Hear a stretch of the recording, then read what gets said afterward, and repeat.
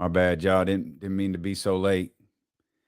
Can he just recognizing what your boy goes through every day? It's rough out here for Dame, man. It's really rough, bro. Damn. It's hard out here. It's hard out here. Poor Damien, he got went to Best Buy and get the loudest keyboard he could get. That wasn't mine. That's the Odyssey purchase keyboard. It's not me. That's the Kenny Caraway section over there. Oh no. Shoot, I didn't make a cover art. Gosh darn it. My bad, Jesse. I'll get it up. I'm feeling great though. This is a great Tuesday. You know what I'm saying? It was great sports yesterday. You know what I'm saying? The sun is shining. Hey, I gotta take. I'll let you rock because it's your bag first, but I don't know, man. I don't know. I want to hear what you got to say first now because I'll be here all day. So I want to hear what you got to say. Mm-hmm. Hey, shout out to we see Fred in here. Fred, the baby came. We got to get. Hell yeah! Let's go, baby. What? Hold on, because I got access now. Yeah, so you said I got access. The air horns are on the bottom row. Oh, wait a minute. Everything else you need is at the top. I get emotional about this. I'm about to cry. Kenny's button access is back. Showtime. You get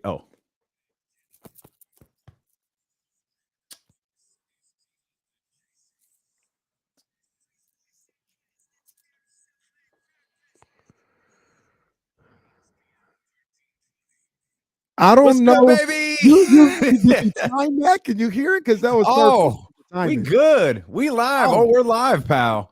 We are live, see. Yeah, you know what I'm saying? We Kenny's got his I get emotional about this. I'm about to no. Kenny. Hulk Hogan, you can go to hell. Oh no, it's not that. Straight to hell. Let's see. We're live. Stop asking me stupid questions. This is what happens when you give a child his toy. Kenny got his button access back, and now he's just happy to play with the buttons, man. Welcome in to the Tuesday, November 22nd edition of D-Lo and KC. I'm Damian Barling. Acknowledge me. He's Kenny Caraway. Yes, sir. Oh, you want me to? You got to press your own button. Acknowledge me. All right, I was ready, but I was like, I don't know if you want me to do it. I don't know. I'm ready though. Yeah, we can't start the show without acknowledgement, man. And today, I think we're trying to cram a week's worth of shows into the next 2 days, man. Will Z's making his debut. Will Z's been on the radio with us a million times, but he does these preview by the numbers columns for ESPN 1320's website. And he's going to join us today in about 20 minutes to preview the Kings and the Grizzlies tonight. Some pretty interesting numbers that he found that we got to keep an eye on. Plus, Butcher Boy Joe Shasky from 95.7 The Game joins us next hour. Coach David Patrick joins us immediately after Shoot Around as Causeway Classic Part 2 gets underway. Doubleheader tonight with the men's and women's basketball team at the Golden One Center. So we got Coach Patrick coming up. Chris Biderman joins us after that. Jason Jones, the final hour of the show. And most importantly, you are here with us on twitch.tv/ESPN1320, youtube.com/ESPN1320, wherever you are headed into this holiday week, man. We appreciate you so much for being with us as your San Francisco 49ers beat the brakes off of Colt McCoy and the Arizona Cardinals yesterday, 38-10. Yeah, that's what I was looking for. That's what I was looking for, Damian. I know it was. You had a sorry Cardinals team. Mm-hmm. Yeah, Colt McCoy. That's what I said at the end of the game yesterday. I was like, look, don't let none of that stuff happen again. Okay? We don't need anything that happened last year. Colt McCoy, I think they won like 31-14. He was cooking. He carved up the Niners defense. That was a once-in-a-lifetime situation. Wasn't supposed to happen again, and it didn't happen again. Niners shut down all that noise. They killed all that noise. Third straight game, Damian. No scores in the second half. That's right. For the Niners opponent. Third straight, shut down all that noise. It really should. They shouldn't have scored any touchdowns. Really, it was that crazy play, or wide receiver screen, and I had the volume down on that play. I saw a flag down. I don't even know what the flag was for. It should have been for a legal block downfield, and that should have been coming back, but it wasn't. It wasn't. They got the little touchdown, but other than that, Niners killed all that noise. I believe the score is 54-0. Second half scoring in the last 3 games. Wow. The 54 is fine. The 0 is what's truly, truly impressive for the San Francisco 49ers. And I told you I had some thoughts on this game and this team, and I don't know if you're ready for them or not. I'm definitely ready. You sprung this on me about 5 minutes before the show, and I was like, I'm just going to sit back and listen. I need to hear this. I watched them. Now that and I've got questions. I've got questions for you, Joe, Biderman. I got questions for all you guys when we talk about the 49ers and we talk about that performance from Jimmy Garoppolo, because the performance in terms of the 20 of 29, 228, that's not an abnormal performance from Jimmy Garoppolo. The 4 touchdowns, 0 interceptions is an abnormal performance from Jimmy Garoppolo. And I think Nick Wagner, who was just tweeting Will Z-like stats all night, I think the number was in the last 14 starts that Jimmy Garoppolo hasn't thrown an interception. The 49ers are 14-0. Wow. I felt like I was watching the best team in football last night. Oof. Now, to give you complete context, we've talked all year about how this season is kind of all over the place. And I still buy Buffalo as the playoffs go along. Like, I think when push comes to shove, can they win some playoff games? Absolutely. I think the Chiefs are the team to beat. As long as Patrick Mahomes is the quarterback, I think the Chiefs are the team to beat in period. Just period.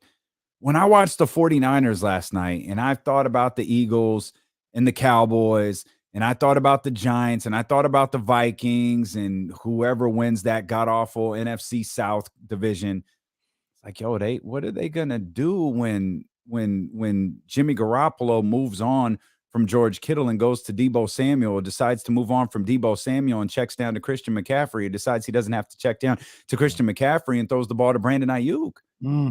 You wanted a George Kittle package last night. I don't know that you necessarily got that, but you got a lot of involvement from George Kittle. You got a big game from George Kittle. But when you look around that stat line and you saw the game that you also got from Christian McCaffrey and Deebo Samuel and Brandon Ayuk, man, how do you stop that? How do you stop that? If the one thing that I think you can say, I think definitively, since Christian McCaffrey's arrival in San Francisco, is he has made, for whatever reason, and maybe you could tell me, he's made Jimmy Garoppolo a better quarterback. Jimmy Garoppolo makes far less mistakes. I don't know that he's made a mistake with Christian McCaffrey out there, and in terms of massively consequential mistake. He seems more comfortable. I think he's better because he has Christian McCaffrey. And if Jimmy Garoppolo is just a little bit better, that's a problem for the NFC. That's a problem for the NFL. Everything you said, in my opinion, spot on, right? And I'm not Thank you. saying that because I'm a 49ers fan. I look at what's going on, and let's go in reverse. Christian McCaffrey absolutely has made not only Jimmy Garoppolo better, but this entire team better. And one of the ways, we'll start with Jimmy Garoppolo, one of the ways he's made him better is he's allowed him to check it down to, this is not to disparage Elijah Mitchell or, any of the running backs from before, but he's checked it down to a dynamic playmaker when he checks down. No shade to Tevin Coleman. No shade to Devin Coleman whatsoever. That's my guy. He's ready. He checks him down to Christian McCaffrey, right? And when all else fails, when the defense is able to stop everybody, when they're able to cover Kittle, cover Deebo, cover Brandon Ayuk. Sometimes on third down, cover Jawan Jennings, who also gets open from time to time. They can't cover everybody. So now instead of ducking down to Coleman or to Elijah Mitchell, who ran the ball well again last night, he's dumping it down to one of the most dynamic playmakers the game has today. And I'm not just saying it because I'm a Niner fan. I'm gonna keep saying it to you. I don't know how you stop them. I don't. Yeah. There's only one way to stop them. There's only one person that can stop them. And that's Kyle Shanahan. If Kyle Shanahan doesn't allow that offense to do what it does, that's the way you stop them. And he didn't do that yesterday. I wish I had the stat in front of me, but Jimmy Garoppolo, I believe, dropped back 21 or 22 times in the first half. That's how you do it. That's how you do it because everybody's gearing up for that run. Yeah. Dropping back 21, 22 times and dishing that ball around that way and softening it up. Because in the flip side, RIP the flip side. On the flip side, never erase what we were. Champions, baby. In the second half, I think they threw the ball 8 times. They ran the ball 21, 22 times. Mm-hmm. That pass softened up that defense for the running that they were able to use to put away the game in the second half. And when Jimmy's in his bag, when Kyle's in his bag, the way they were last night, I don't know, man. I still put Kansas City as the best team in football. I think the Niners at their best they're either right there or they're right below. I think at their best, they're better than Buffalo. I think at their best, they're better than Philadelphia. A team that has my attention. I joke about them all the time. The Dallas Cowboys. I think the Dallas Cowboys might be the second best team in the NFC. Because of their defense? Because of their defense. And they have explosive possibility on the offensive end. Mm-hmm. They have weapons on the offensive end. So no shade to the 8-1 Eagles, 9-1 Eagles. They're doing really good. But if my personal best teams in the NFC is the Niners and the Cowboys. I can see that, especially after what the Cowboys did. We got power rankings coming up, by the way, later on today. So I haven't worked the 49ers back in there yet. I feel like it would be it would be a little premature. I told Jesse before the show, I said, to me personally, the litmus test is going to be that Dolphins game. Yeah. That's going to be the one. They should handle the Saints. They should end their season like they've done the Rams and the Cardinals. All right. And the Chargers. They should end the Saints season. And then on December 4th, right, Jesse, we got Miami coming to town. And that's what I want to see what they could do. I desperately want to move the Eagles out, but I can't yet. Like they're hanging by a string. But if the 49ers keep doing what they're doing, and I think the Eagles are good. As we get later to the season, I do what you do all year, but I don't do it till later in the season. I start looking at these teams like, oh, this team's going to win a playoff game. Like it's why New York's not in here. I start looking at these teams. Like, what are these teams going to do if they actually do make the playoffs? Like, I don't see them making any movement here. Remind me, there is a terrific article in USA Today about nepotism in NFL coaching circles. Mm-hmm. And there's a note on Kyle Shanahan that I had never. It was a total hypothetical note. It was a totally hypothetical like idea, but man, it checks out, and it has me looking at Kyle Shanahan very, very differently, to the point where I'm a fan. Oh wow! Oh my gosh! Go ahead. I'll cue it up. No, I'm not. Well, I got you. No. You just over there pressing buttons. It was this button. I think I'm a fan of Kyle Shanahan. We'll explain why later. Sacramento Kings are looking for their 7th straight victory. They're in Memphis tonight. All of a sudden, Ja Morant might play. Wolverine. Ja Morant may very well play tonight after thinking he was going to be ruled out for weeks, plural. Nah, he wants him a piece of the Sacramento Kings and De'Aaron Fox. We'll preview this game by the numbers when our official statistician, Will Z, joins us when we return here on Sacramento Sports Leader, ESPN. Honestly, I don't know. Is that a trick question? Like, Jesse, disable that screen. It's ESPN 1320.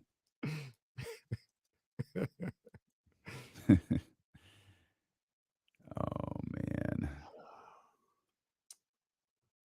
What is this? Yes. There you go, over under. Yeah, 54-0 in the second half, man. Great stuff. Great stuff from that 49ers defense. Man, shout out to those couple users on Twitch who are hanging by a string. We keep getting this alert that there's something wrong on Twitch. So if you got to move over to YouTube, man, please do. We all thought it was going to be Twitter that was going down. It's Twitch. It's on Twitch. Twitch is a struggle bus, man. Struggle bus.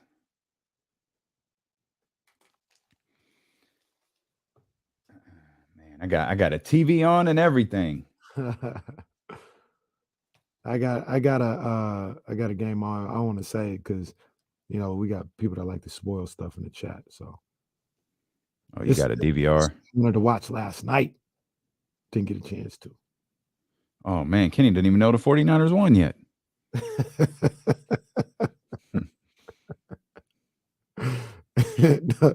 Don't tell me what happens. I got Niners, Ravens. Well, guess I don't have to watch the second half now. Oh, there's our guy. Will Z in the house. Look at that handsome face. That's a face made for the screen. What's up, man? What's up, guys? Can you hear me? Yeah, we got you. Awesome. How are you? Good. Glad to be here. Was up in Seattle visiting my sister for the weekend, so nice to get back home always after a trip away. Good stuff. I crap on Seattle, a lot just because of sports stuff. But it looks like a beautiful city. I've never been up there. I want to get up there. If they weren't such jackasses with their football team and what happened with the Kings, I'd really, have a love for Seattle. That's fair. It's beautiful up there. It was cold though. Like I thought it was cold here. It's cold there. Cold. It snows up there, doesn't it? Sometimes depends on where at, but yeah, they'll get a little bit. And we're in commercial like on the radio, so you have a job. Like your job is in fact not to research King stats all day. Though you do a tremendous job at doing that, and we're very, very thankful. But you have a job. Do you work from home? I do. Yeah. Oh, good stuff.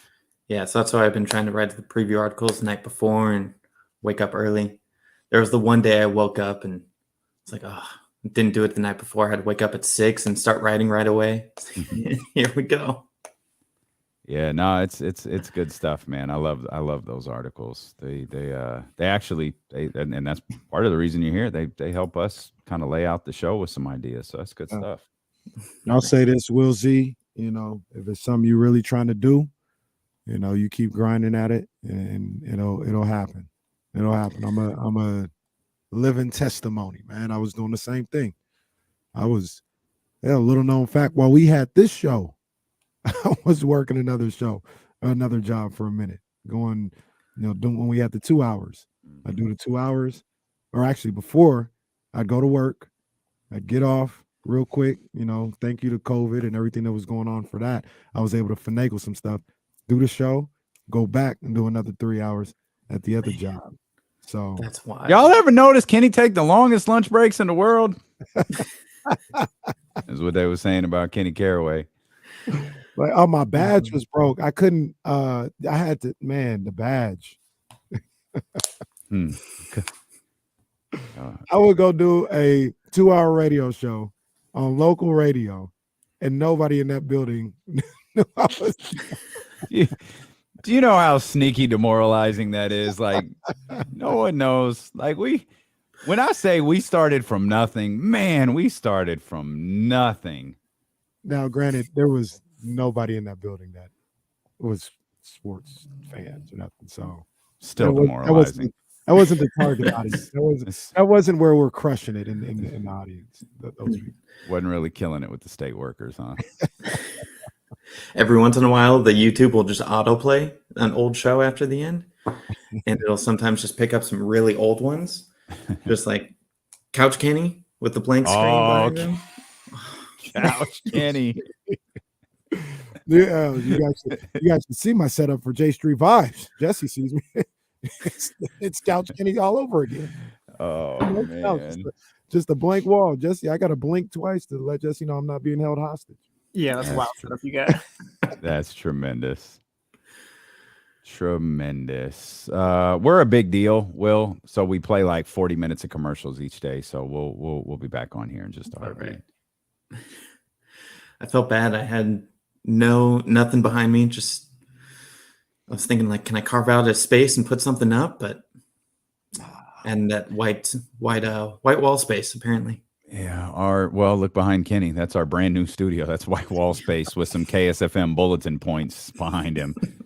Man, people forget it took us a year to do this. Hang on.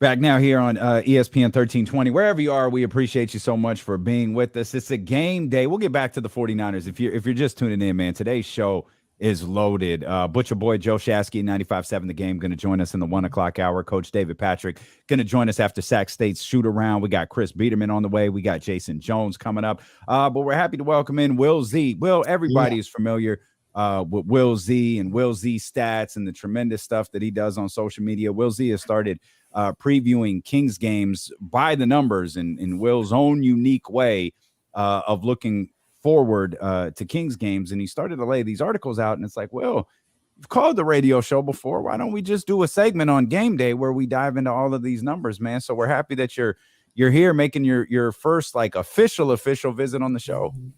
Thanks for having me, guys. It's nice to be here. Absolutely. And what you've done, by the way, I was just gonna say Will Z in the house. I'm glad you found the air horns over there on the board. What you've done with your Twitter account and Will Z stats and all that, dude, it's awesome. Like, you went from just creating a couple of things for me and Kenny, you know, just as for fun to building it into like, you're like Stats Inc. Like they're hitting Will Z up for Kings notes, and you're a fixture on pre and post game shows. Man, that's awesome. I couldn't have done it without your help. So, and Morgan has always been, and Deuce, they all the local people came together and just kind of accepted me and brought me into the team. Yeah, well, on top of that, the information is good and vital. You know what I mean? Like, it's extremely helpful to us, but just as fans and people who watch the game that want to know more inside the numbers. I mean, you know, the breakdowns that you have and the nuggets that you have, I mean, they're helpful for understanding what we're watching and with this team, a good team, what to make of it number-wise and some of the things that they're doing number-wise. And with that, I want to start off with the defense, Will, because some people, and I get it, like I told Jason Jones last night, I got two eyes too. I see the scores. I see people on the other team getting buckets. They need to play better defense. Absolutely, if they want to take this thing to another level. But the other day, it wasn't that many games ago when you said there are certain things within the numbers that, you know, they don't tell the whole story. I wish they tell the whole story. Are you still seeing those things after, you know, about 2 or 3 games since you talked about that, or has the defense gotten worse as of late? No, it's actually been about the same, if not better, in certain circumstances. So I think we talked about previously, like the two main things that stood out to me are second chance points and fast break points. Kings are second least opponent fast break points allowed at 10.8, and they're at fourth least for second chance points at 11.5. So it's just the little things, and I should probably do an article where I kind of look into how all the little changes add up. But it's just like, it doesn't seem like a big deal dropping from 14 second chance points to 10. It's just 4 points. But when you add those up with 6 different categories, it's going to add up to a lot of points over the course of a game. Well, when I was reading your article this morning over on ESPN1320.net, there was a stat that really, really stood out to me, and it wasn't but 5 minutes later that you noted on Twitter, this is your swing stat of the night. Mm-hmm. That offensive rebounding stat is absolutely something to keep an eye on. Yeah. I like to find, I call them swing stats, something that the opposing team is really either good or bad at. And the Kings are the opposite end. So for tonight, the Grizzlies lead the league in offensive rebounds and second chance points. But the Kings are the best in limiting those. So for me, it's if the Grizzlies are going to have their kind of typical game, they're probably going to have a good game. If the Kings have their typical good game and limit the offensive boards, then that gives them the advantage, or are they going to meet in the middle? So it's just kind of my main thing that I'll kind of be keeping an eye on. We have two trends. They're going in separate directions. What's going to happen with them? One of the things that I've been trying to think about, because like I said, I see what everybody else sees. I'm watching the game. It give up 127 to Detroit. I mean, we would like for that not to be the case, okay? Not 127. But one of the things that I'm trying to figure out is if their defense is bad in those situations, has it been that bad? Or is 127 to Detroit a little bit of a product of the way they play? And I know, pace has been overused in this city for years at this point. But, I mean, it's kind of a real thing with the fact that they are the highest scoring offense in the league. They're putting up 120, 122 points a game. It'd be great if they gave up 80, but that's not what they're going to do. Like the way they play, the other team is going to score points. So do you think 127 against Detroit or 112 from San Antonio, is that a virtue of bad defense? Or is it a little bit more of the way and the style of play of the Kings? Maybe just a mix of both a little bit. I think that defensive rating kind of accounts for pace. So when it's calculated, they do it on a possession basis compared to just straight up points per game. But I think just because the pace is a little faster, maybe players can get in more of a rhythm, get more shots up. I don't know, Kenny, when you played, did you find that in quicker games, did you have more of a kind of rhythm in quicker games than games that were a little bit slower? Yeah, for sure. I mean, there was a team that we played, and this is like this is the complete other end of the spectrum.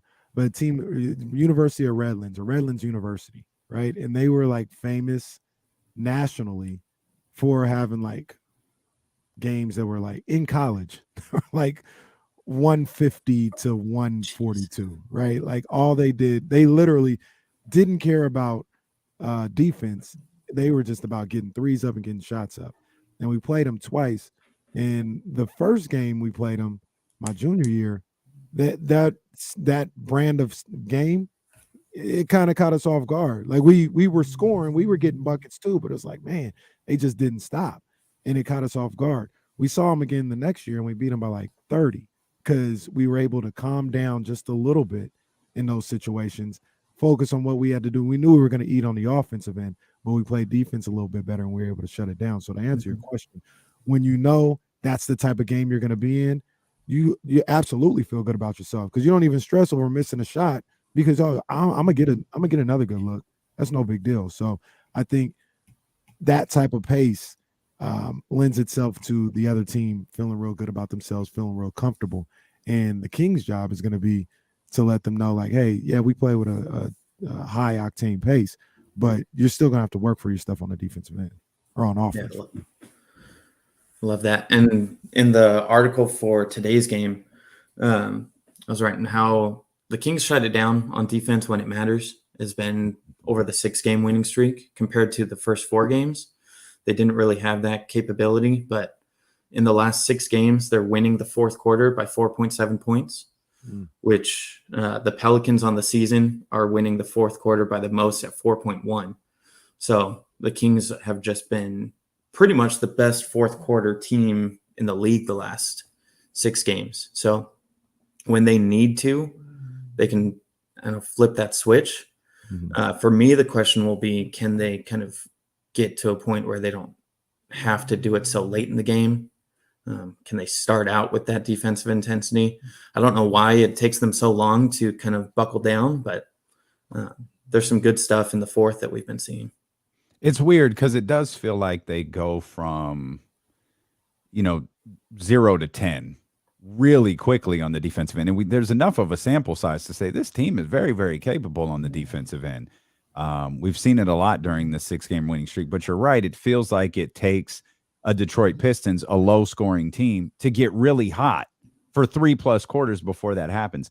Same thing happened with Los Angeles. The Lakers got super comfortable in something that they hadn't done all year. They got comfortable behind the arc. They got comfortable shooting, and then it took another 0 to 10 on the defensive end performance. Hell, maybe start at 5. Maybe you don't have to start at 10. Maybe you just start at 4 or 5 and play defense there. Because again, it is fascinating to watch. They're capable. We see it. We see it regularly now. We've seen it through the bulk of these 14 games, but we all see it like clockwork. We all know, all right, if the Kings get in a shootout tonight, and we talk about litmus tests. Kings get in a shootout tonight, or they get into a back and forth game with Memphis. Well, Memphis isn't going to fold. So are you going to be able to step up enough on the defensive end to beat a really good team? Not a poor shooting Lakers team that got hot, not a low scoring Pistons team that got hot, but a really good Memphis Grizzlies team. Yeah. And it'll be interesting to see with Bane out too. I mean, Bane just destroyed the Kings last game, but I think Bane destroys the Kings regularly. That's true. Yeah. Will not be sad to not see him play tonight. Yeah. I don't know if you guys saw, but did another stat in the article for how the Kings are contesting 3-pointers and compared to the 3-pointers that they're getting. So the Kings have shot like 569 threes on the year. 534 of those threes, 93.8%, have been open or wide open. So, wow. Like you guys have been saying, they get good looks. I think I was trying to listen to the show a little from yesterday. How Monk can get wide open shots. Their offense is just that good. They get wide open looks consistently, and they don't take bad looks. I think that was our argument about Kevin Huerter. Like everyone's, Kevin Huerter can't possibly maintain this. Why not? Yeah, he hasn't taken a bad shot all year. He's shooting wide open shots. It's target practice for him. Yeah. And then Kings opponents are getting 79.1% of their threes are open or wide open. So there's about a 14% discrepancy in contested threes there that over a course of a game, that's going to make a big difference. And we saw it with the Pistons. They were shooting like 60% throughout 3 quarters. Yeah. Are they going to be able to keep that up? Some teams maybe, but odds are, can a team have a perfect offensive game to beat the Kings? And it's getting to the point where maybe they need to kind of be perfect on offense to beat them.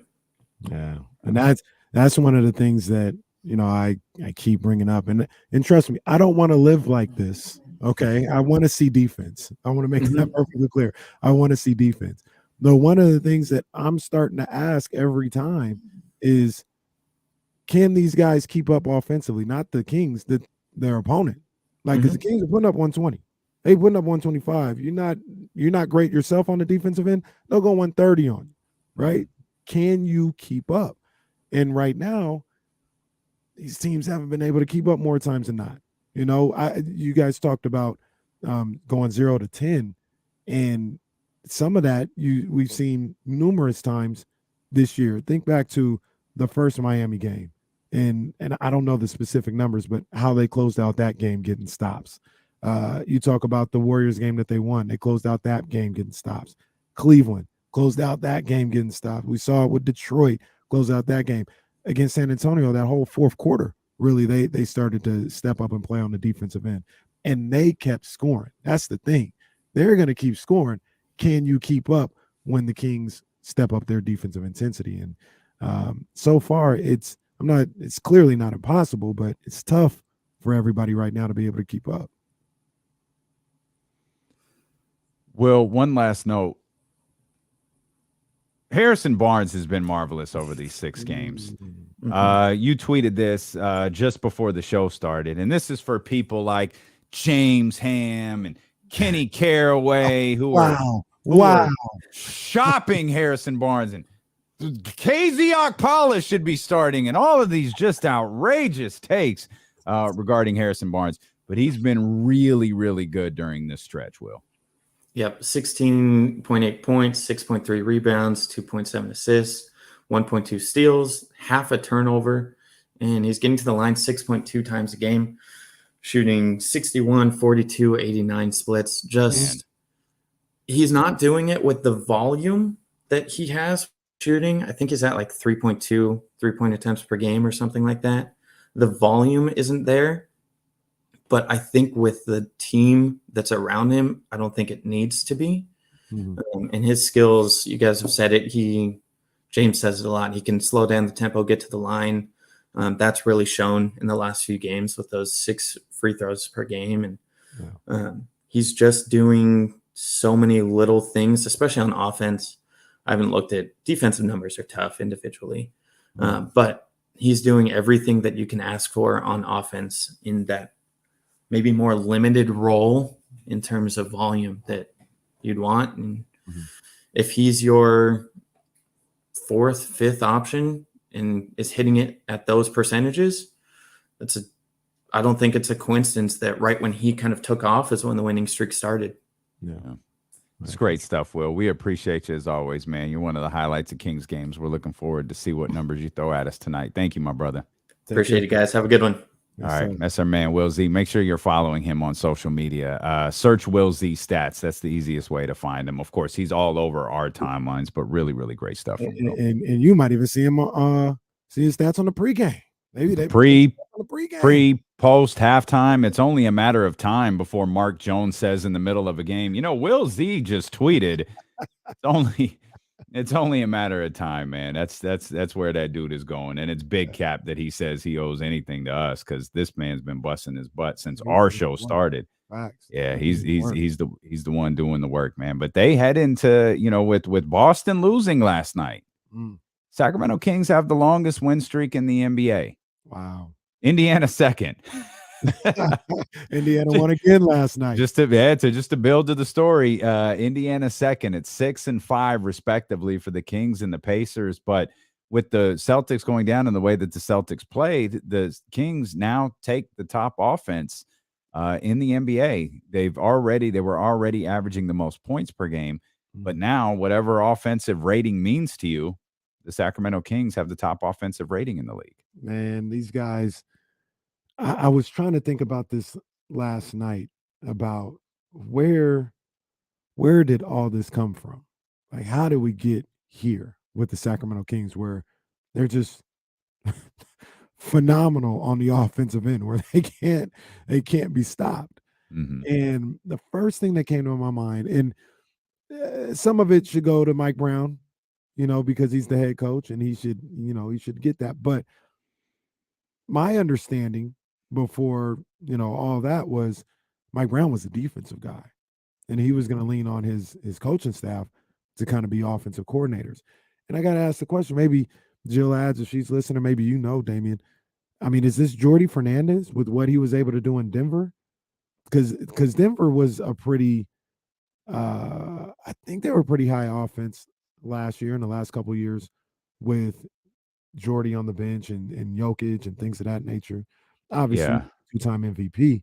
He does a lot, but they're using Sabonis a lot of ways, at least to my naked eye, a lot of ways that Denver used Jokic to initiate offense.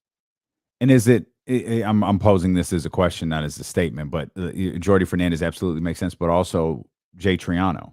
Yeah. And Charlotte had a high offense as well. You're right. Right. So I don't know that there's I don't know if there's an official offensive coordinator, but it would make sense if it's one of those two, if not, both of them kind of collaborating on what this should look like. Or But the second power is coming together. Some of the things Jordy had in Denver with Jokic, and some of the things that Triano was able to implement in Charlotte with LaMelo and everybody that they had, and you you make a baby with those two, and you got the 2022-2023 Sacramento Kings who just cannot be stopped. Yeah, man, they certainly can, at least not right now. They're headed into a game tonight where they're looking for their 7th straight victory.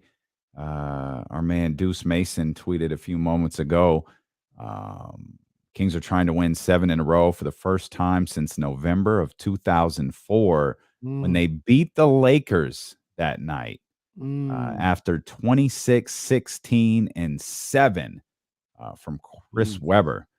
Now I'm fascinated by this. I'm clicking on the box score. They beat. Interesting. Or Shaq probably didn't play. Interesting. Their record moved to 8-4 after the victory, but they beat the Lakers 109-106. Was making his way back, huh? Who's making their way back? Wasn't Chris making his way back then? If it was November 2004, or was that after? Yeah, that might have been. This is Peja, Chris, Mike, Doug, Brad. So that's the year after, because he didn't play the first half of the season after. Chris got hurt in 02-03. So 03-04 is when he made his way back. They lost to Minnesota. And 04. So he had been back. Yeah. Okay. Yeah, he had been back. Kobe led the Lakers. Where is Kobe? Kobe led the Lakers with 40. Ooh.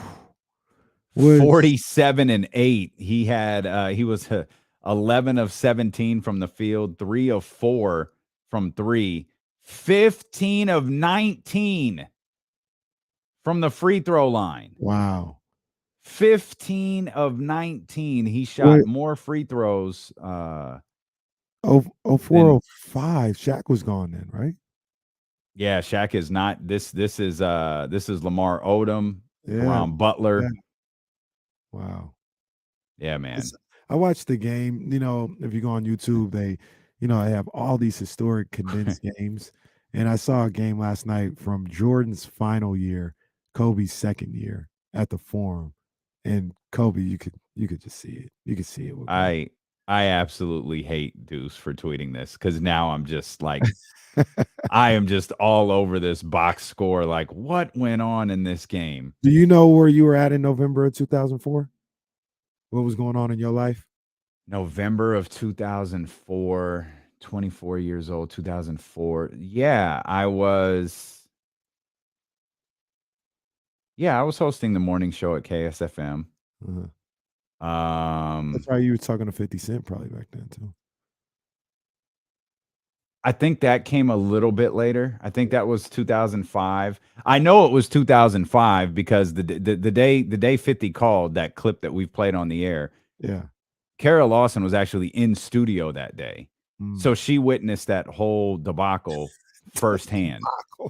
So I didn't meet her. I met her when the Monarchs won the championship in 2005. So it had to have been, sometime after that. But yeah, I was 24 years old doing the morning show, probably working a club on Thursday night, Friday night, Saturday night, Sunday night. You're at Tropicana on Thursday. Probably. Oh my God.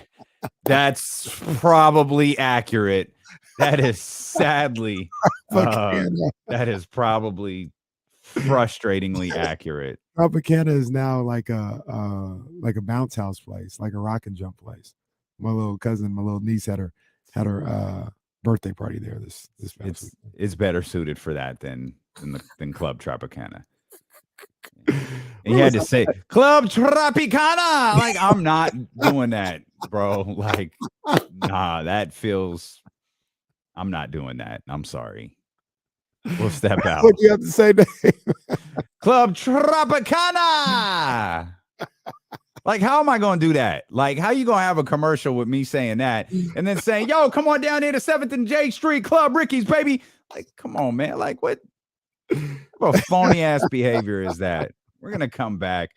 We've got our Ceiling is the Roof performance of the night brought to you by ACR Solar on the way. We've got more 49ers talk, more Kings talk, plenty more ahead. Phone lines open as well, 916-909-1320. Stilo and KC here on Sacramento Sports Leader, ESPN 1320.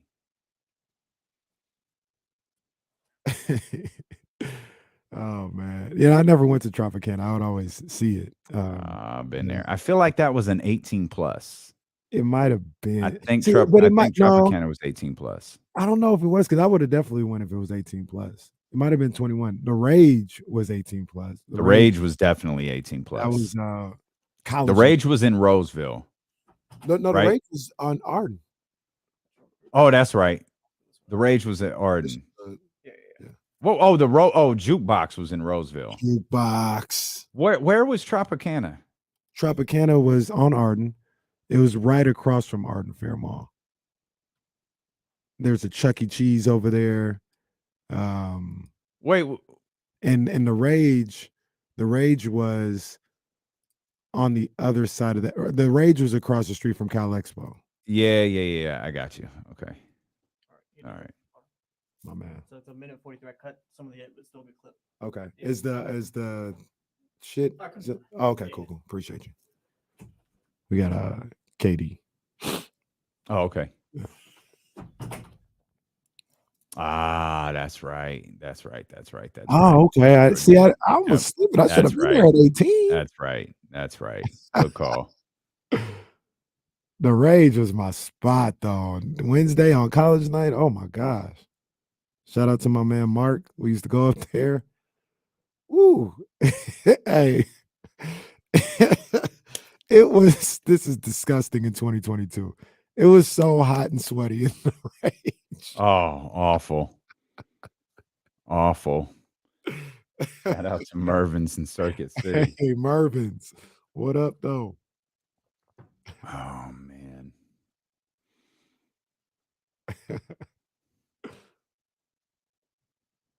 It was funny.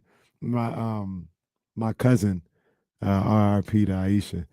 I thought Aisha was like the coolest person ever. She lived in New York. That's Aceberg's sister. She was the coolest person ever. And she came out here. I think she was probably about 22, 23 or whatever. And she came out here and I was like, yeah, I'm going to show you how we do it in SAC. You know what I mean? But I was like 19. So all I could get into was the Rage. And she was like, my mom and my aunts, they're like, yeah, we'll take you to Jeffrey's or Ricky's or something like that. Mm-hmm. And I got mad. I was like, yo, you don't want to go out with me? Fam. She didn't say this, but now looking back, I'm just, why would I go to this little 18-year-old club? 23 years old, I can get to 21 and over. I was like, man, you supposed to be right with me. Go somewhere where I can't drink. Get out of my face. Get out of my face. Oh, man. The Rage was owned by the owner of Park in the Mix. I did not know that. I didn't know that either. I did not know that. That's a good nugget. I did not know that. Huh. Back when Kenny was fresh out of Los Angeles. By the way, for those who have picked up on this, yes, it's odd that I'm at home and Kenny drove 45 minutes to be in the studio. I mean, that wasn't the plan, but it's all good, man. I'm cool with this. It's all right. Now I am getting my home set up, taken care of, so I won't always be there, but it's cool. It's cool. You guys are gonna leave me by myself again? No. It's gonna be all alone again. Like yesterday would have been crazy if we weren't here. Oh, that was nuts. Just the lights turning off. Are there people there today? Yeah, there's more people today. Yeah, you get to see everything, man. I see everybody walking by. I see people having conversations right here. I don't see none of this on the other side. Mm-hmm. It's crazy. Sometimes it's better off that way. There goes Rich Ripley. What's going on, Rich?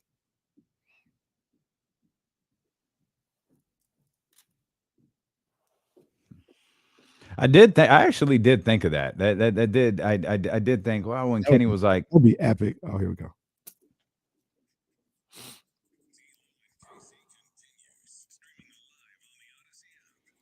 Live on the Odyssey app, live on youtube.com/ESPN 1320. 20 periodically. We're live on Twitch. Shout out to the struggling. Shout out to Twitch. Shout out to the 12 people on Twitch, man. Still standing, still strong. They haven't been booted off yet. If you got to come over to YouTube to watch the show, you can. You can always pull us up on the Odyssey app and on 1320 AM as well. You know what, KC? Let's go ahead and let's take care of this because we've got Coach David Patrick. Sac State got a shoot around. And Coach David Patrick still wanted to carve out some time for us. So he's coming up at 2:30. Butch going to be with us. Butch, your boy Joe Shasky. Coming up in about an hour. We got Chris Biderman at 2:47. We got Jason Jones, J Street Vibes in the Athletic to close out the show. We'll talk Kings basketball. We'll talk 49ers football, and I think that's where I want to go right now. The ceiling is the roof. Let's make it happen. Let's keep moving forward. The ceiling is the roof. Performance of the night brought to you by ACR Solar. Call 916-481-7200 to set your appointment. Find out if solar is right for you. Find out how much money you can save by switching to solar. John and his team will tell you exactly how much, and they'll tell you why you can save this specific amount of money. Again, give them a call, 916-481-7200. I'm going to give your quarterback his props. Come on, man. He deserves it. 20 of 29, 228 yards passing. Those are fine numbers. Those are actually very Jimmy G-like numbers. 4 touchdowns, 0 interceptions. That earns the nod. 2 touchdowns to George Kittle. 2 touchdowns to Brandon Ayuk. That earns the nod. No interceptions for Jimmy Garoppolo, man. That gets him the ACR Solar Performance of the Night. Hey, man. Look. And also, real quick, I'm so sorry. You're good. Aldrin J, we've got to stop this. Hemi G. This has got to end. Oh, no, I got to call my man Hemi G. My man threw for 200 yards. We're not going to call him Hemi G. I don't know if it was Debo that did that. I don't know who started that last night, but that's got to stop. Oh, that's classic. Hemi G has to stop. That's Hemi G. Now, I'll admit, I popped when I saw the rim, swim, Kim, and then the De'Aaron Fox picture. That made me laugh. That's it. Him Fox. We've got to stop this. De'Aaron Fox. This. What the SGA say? I'm in DC, so you might as well call me Hemi Carter. That's good. This has to stop. We've got to stop doing this. Hemi G, that might be the best one though. De'Aaron's is pretty cool too. Hemi G is pretty dope. Now Soren says, can you get him count? Can you imagine if this was around when Tim Tebow played? Tebow would be like, don't call me that. That's blasphemous. Don't call me that. God bless. God bless. God bless him. I'm not him Tebow. I'm just him. Oh man. But look, man, Jimmy Garoppolo. I want to have a real talk right here. Because you guys know how I feel about Jimmy. I love Jimmy. I love Jimmy G. That's my guy. I was extremely upset with him after the Broncos game. Looking back on it and how I feel, that was the worst game he's ever played in a 49er uniform. It was hideous. It was an abomination. And it gets worse by the week. Yes. The further you get away from that, the worse that game gets. Or it could get better because the Broncos defense ain't been a problem. Right? And Jimmy was going against the defense. not the offense. Although Jimmy gave them, what do you give him? Just the 2 points. I thought it was like 9. Well, it was the pick safety, the pick 6 safety that he gave up. This is a stupid question to ask, but your recall is such that you might. Yeah. Do you remember Jimmy's stat line from that Broncos game? The 11-10 final score that they lost to the Denver Broncos. I have it right here. I'm not going to look. I'm going to try and guess. I feel like he was under 150 yards. He had a safety and a pick. So I'm gonna give me just a heartbeat because I want to go back to last night. 20 of 29 and 228. 4 touchdowns, 0 interceptions. Week 3 versus the Denver Broncos, 18 of 29, 211 yards, 1 touchdown, 1 interception, and of course the infamous. So here's the thing with that game, because I see what you're doing, I smell what you're cooking, and you're right. It's not much different from what he did last night. I mean, the 4 touchdowns, obviously, you talk about the yards and the times that he threw and his completions. It's not that far off.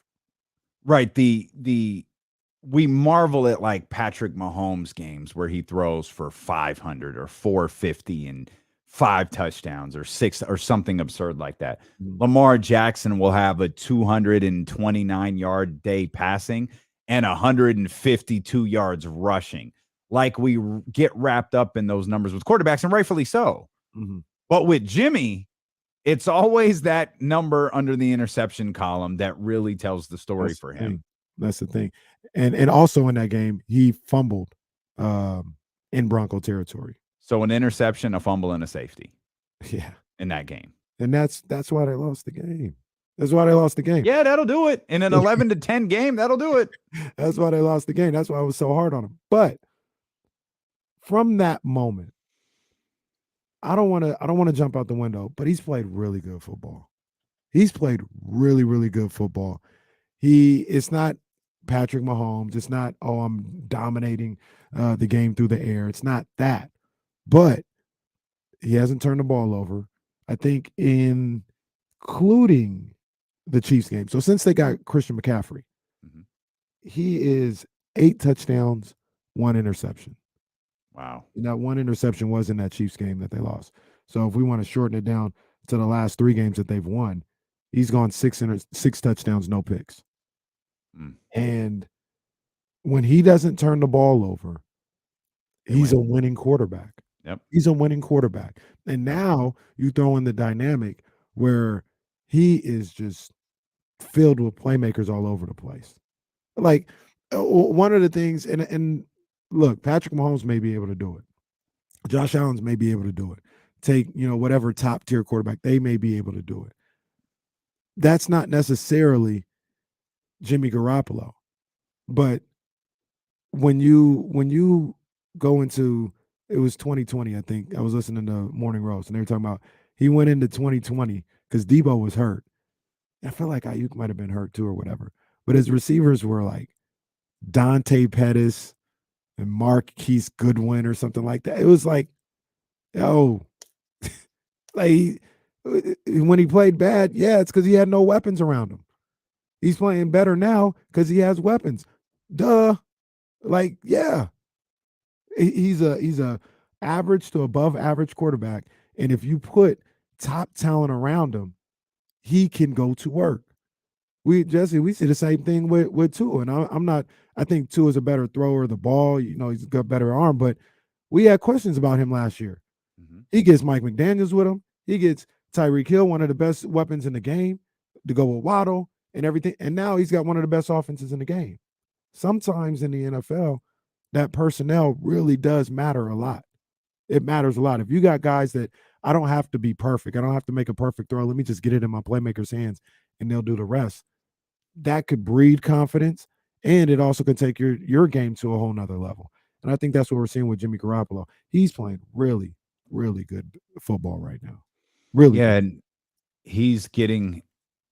he or Kyle or whoever, they're getting the superstars involved. And that's, you laid this out beautifully yesterday during our 10-minute game preview. What a preview. It was if you missed that 10 minutes, boy, you missed out.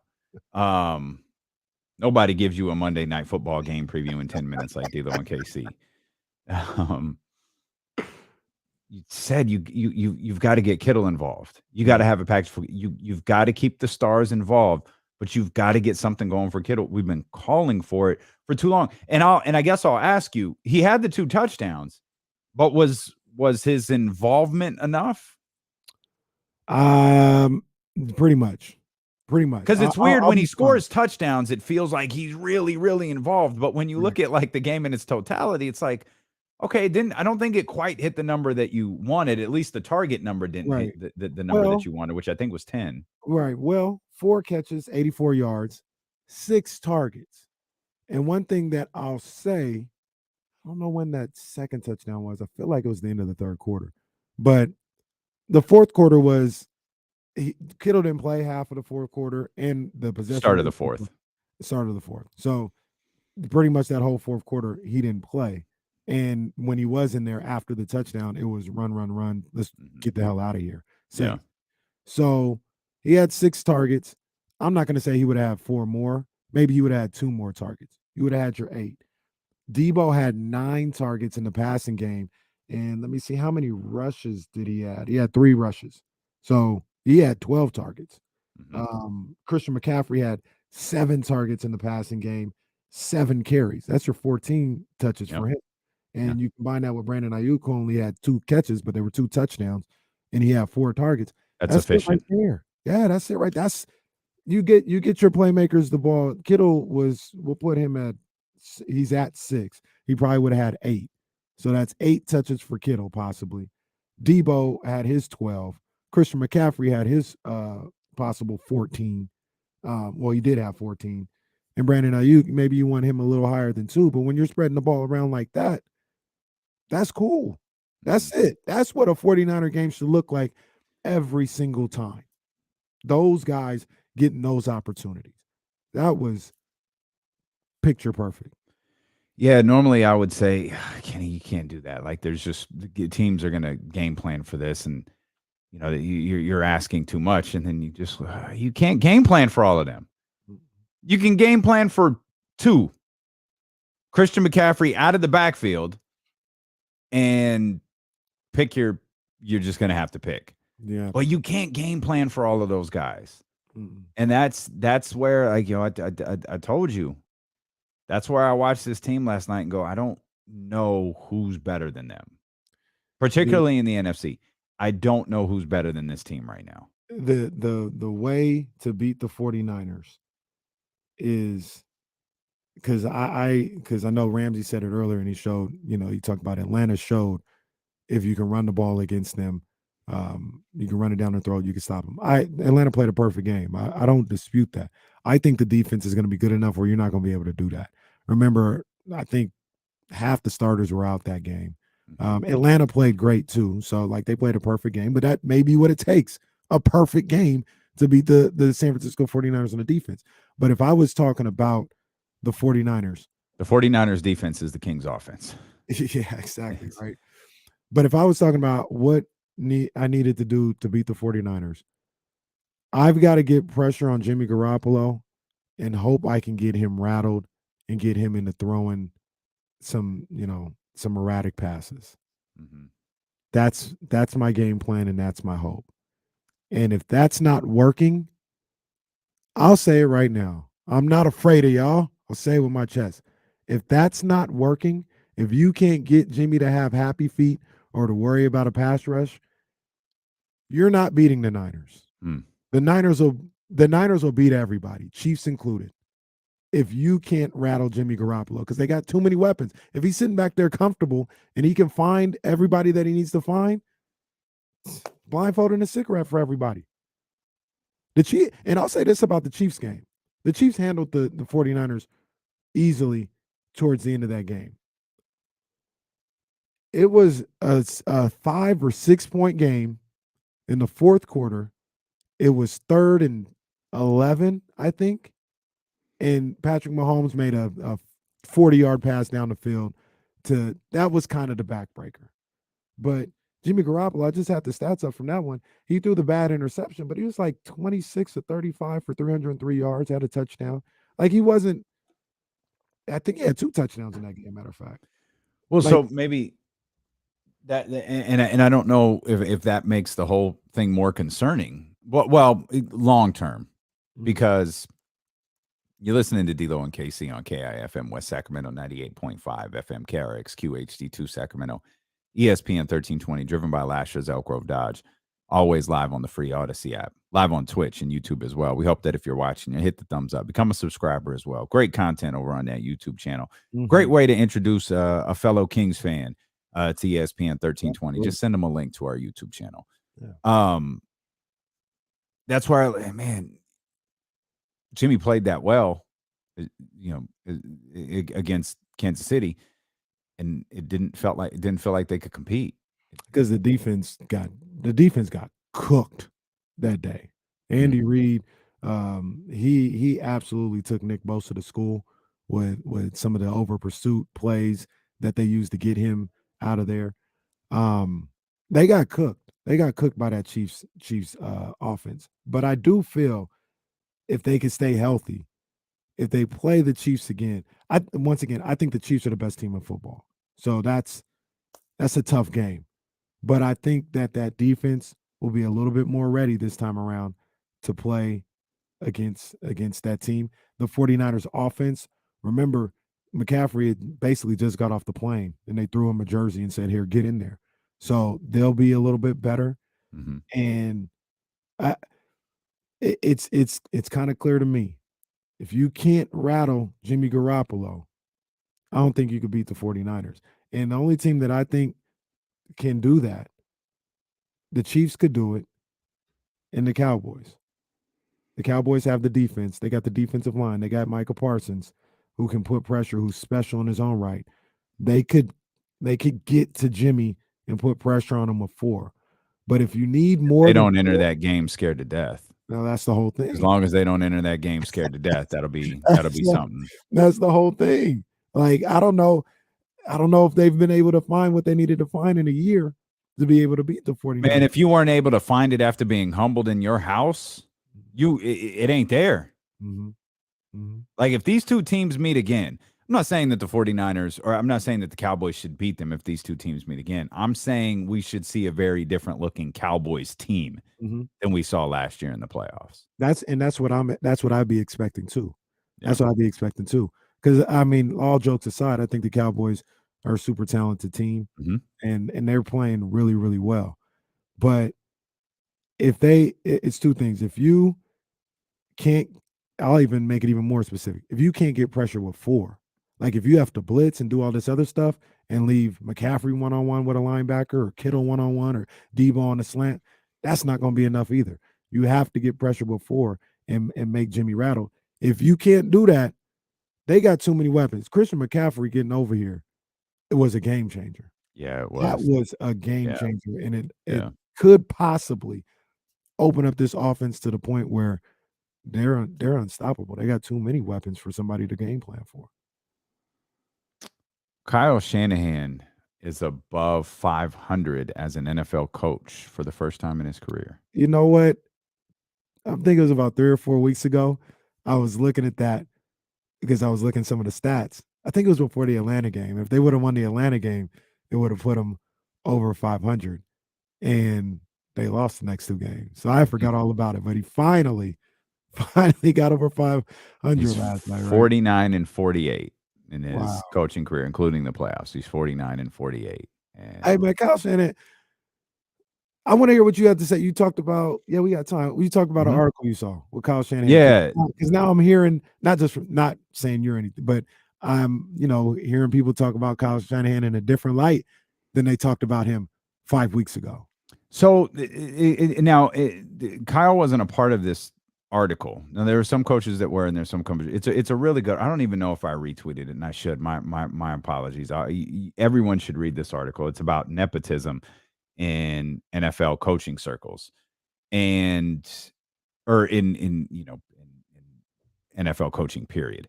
It's a really, really good article, and I just retweeted it from @Damian Barling if you want to go read it.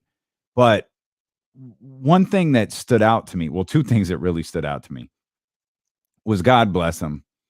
And I understand, there's a point that the article is attempting to make. It's trying to kind of walk the balance of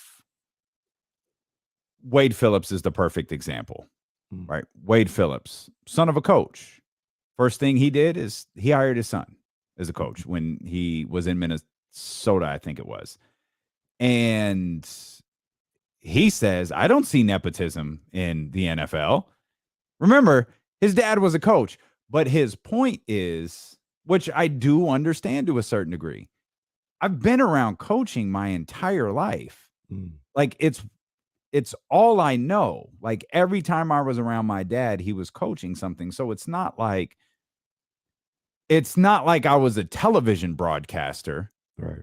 who, my dad coached a football team and said, "Hey son, come coach the defense."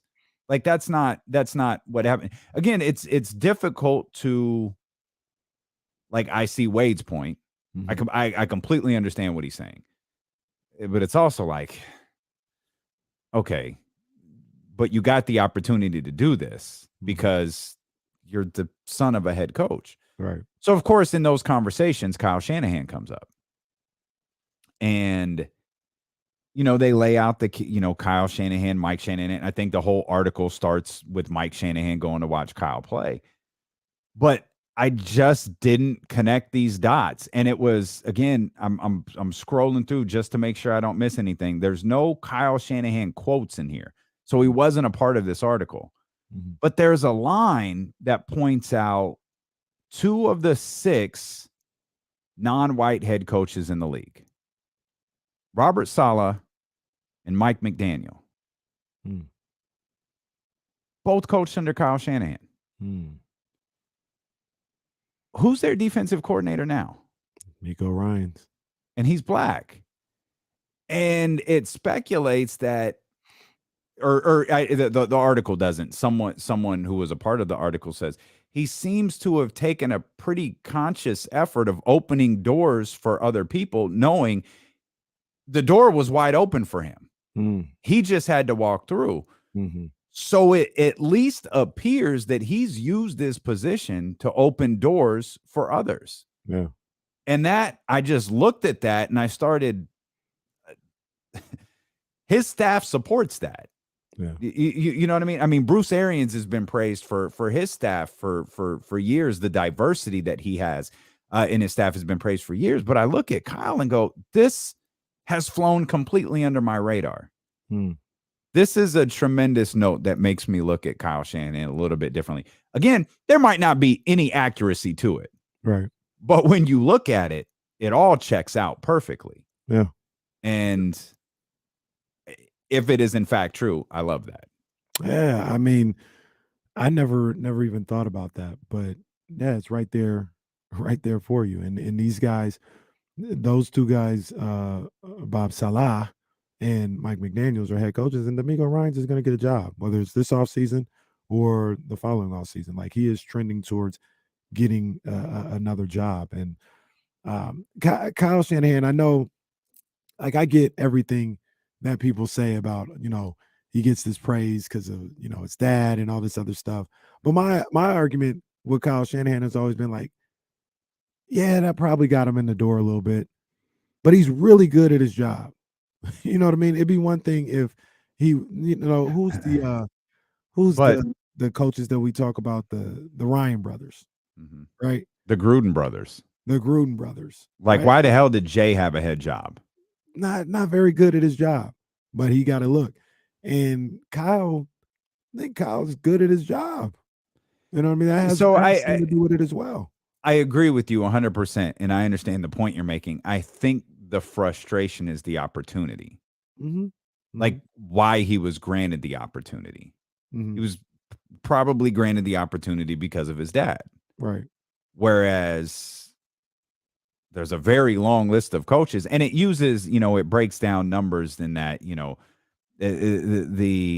I can get them 717 on-field coaches this season. At least 93 have a father, son, or brother who is a current or former NFL head coach. So 13%. Of those 93 with connections, 76, that's 81%, are white and make up nearly 1/5 of the league's white coaching force. Meanwhile, 5.4% of coaches of color have family connections. 7 head coaches, 6 white, are either the son or father of a former NFL coach. And what's crazy is, let's say D'Amico Ryans gets a head coaching job.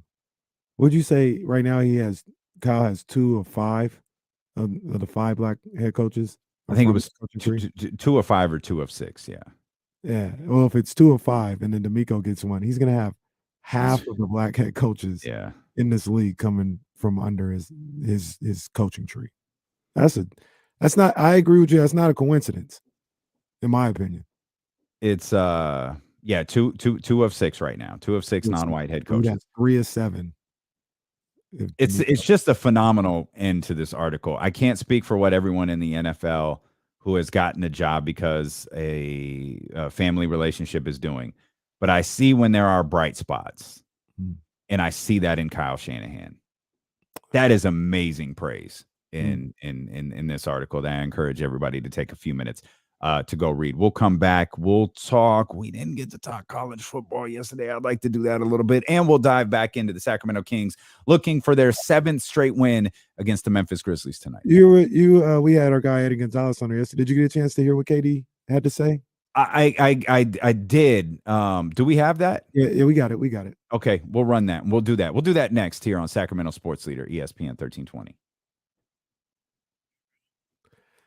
Now, see, here we go. Roy, I really wish you'd tell the whole story. That is not what happened. Okay? What happened was I said during the draft, if he were to take Mac Jones, get the Redfin password ready. That's exactly what I said. But the media gets a hold of it, and then it gets all out of hand. I always said, if he drafts Mac Jones, the guy doesn't know what he's talking about. He needs to go. He didn't draft Mac Jones. He didn't draft Mac Jones. So, I really wish you guys would tell the whole story. That's my favorite. That's definitely my favorite.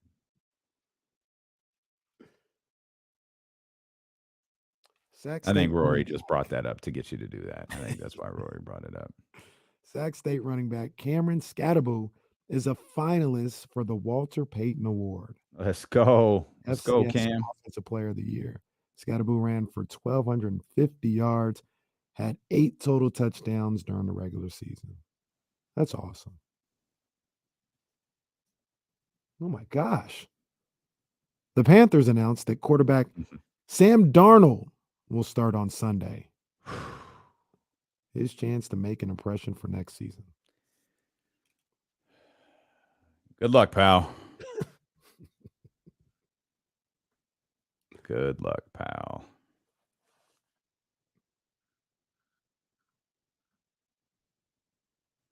Jesse, what's your day today? Oh, Jesse's not even in there.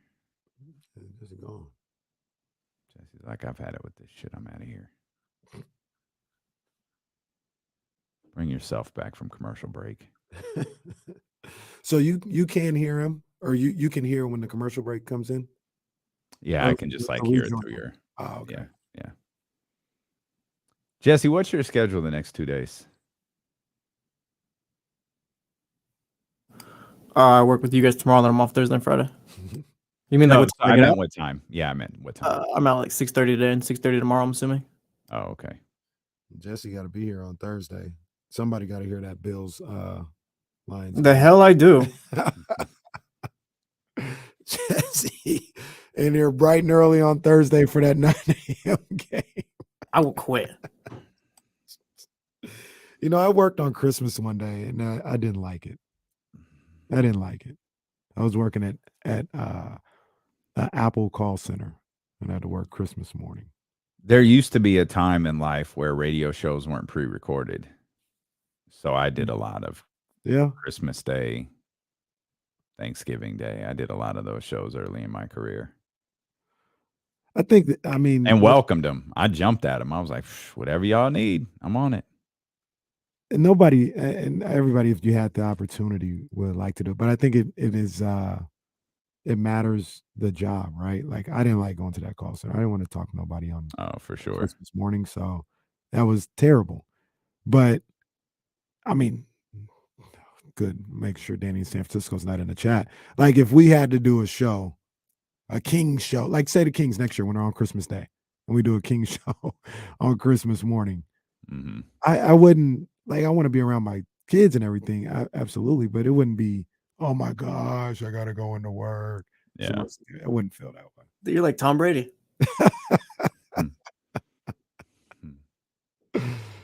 Yeah, that would be the first. Well, next year, Next year, D'Lo and KC working on Christmas. I'm telling you. They probably gonna get the late game, 7:30. By the way, can I point out there's 328 people watching? Y'all are trash for not acknowledging the fact I'm wearing a Tupac hoodie. Y'all started all of these rumors and don't even acknowledge this is one of 2 Tupac hoodies that I have. Hey, also, by the way, did you guys acknowledge my bottle setup here in the studio? These are my bottles. Looking good back there. That Deerland water, Deer Park water, whatever it's called.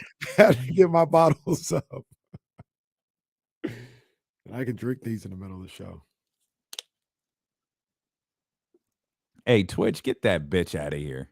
Get old dude out of here. Whoever the moderators are in Twitch, take care of that.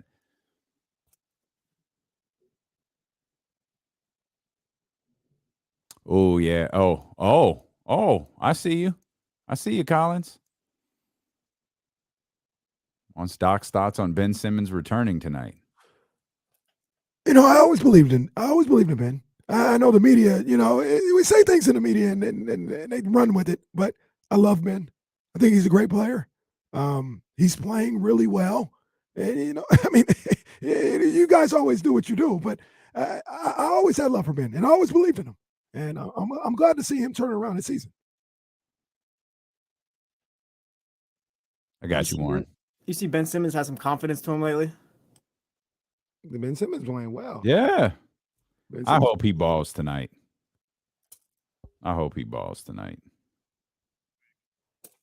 That's to that guy.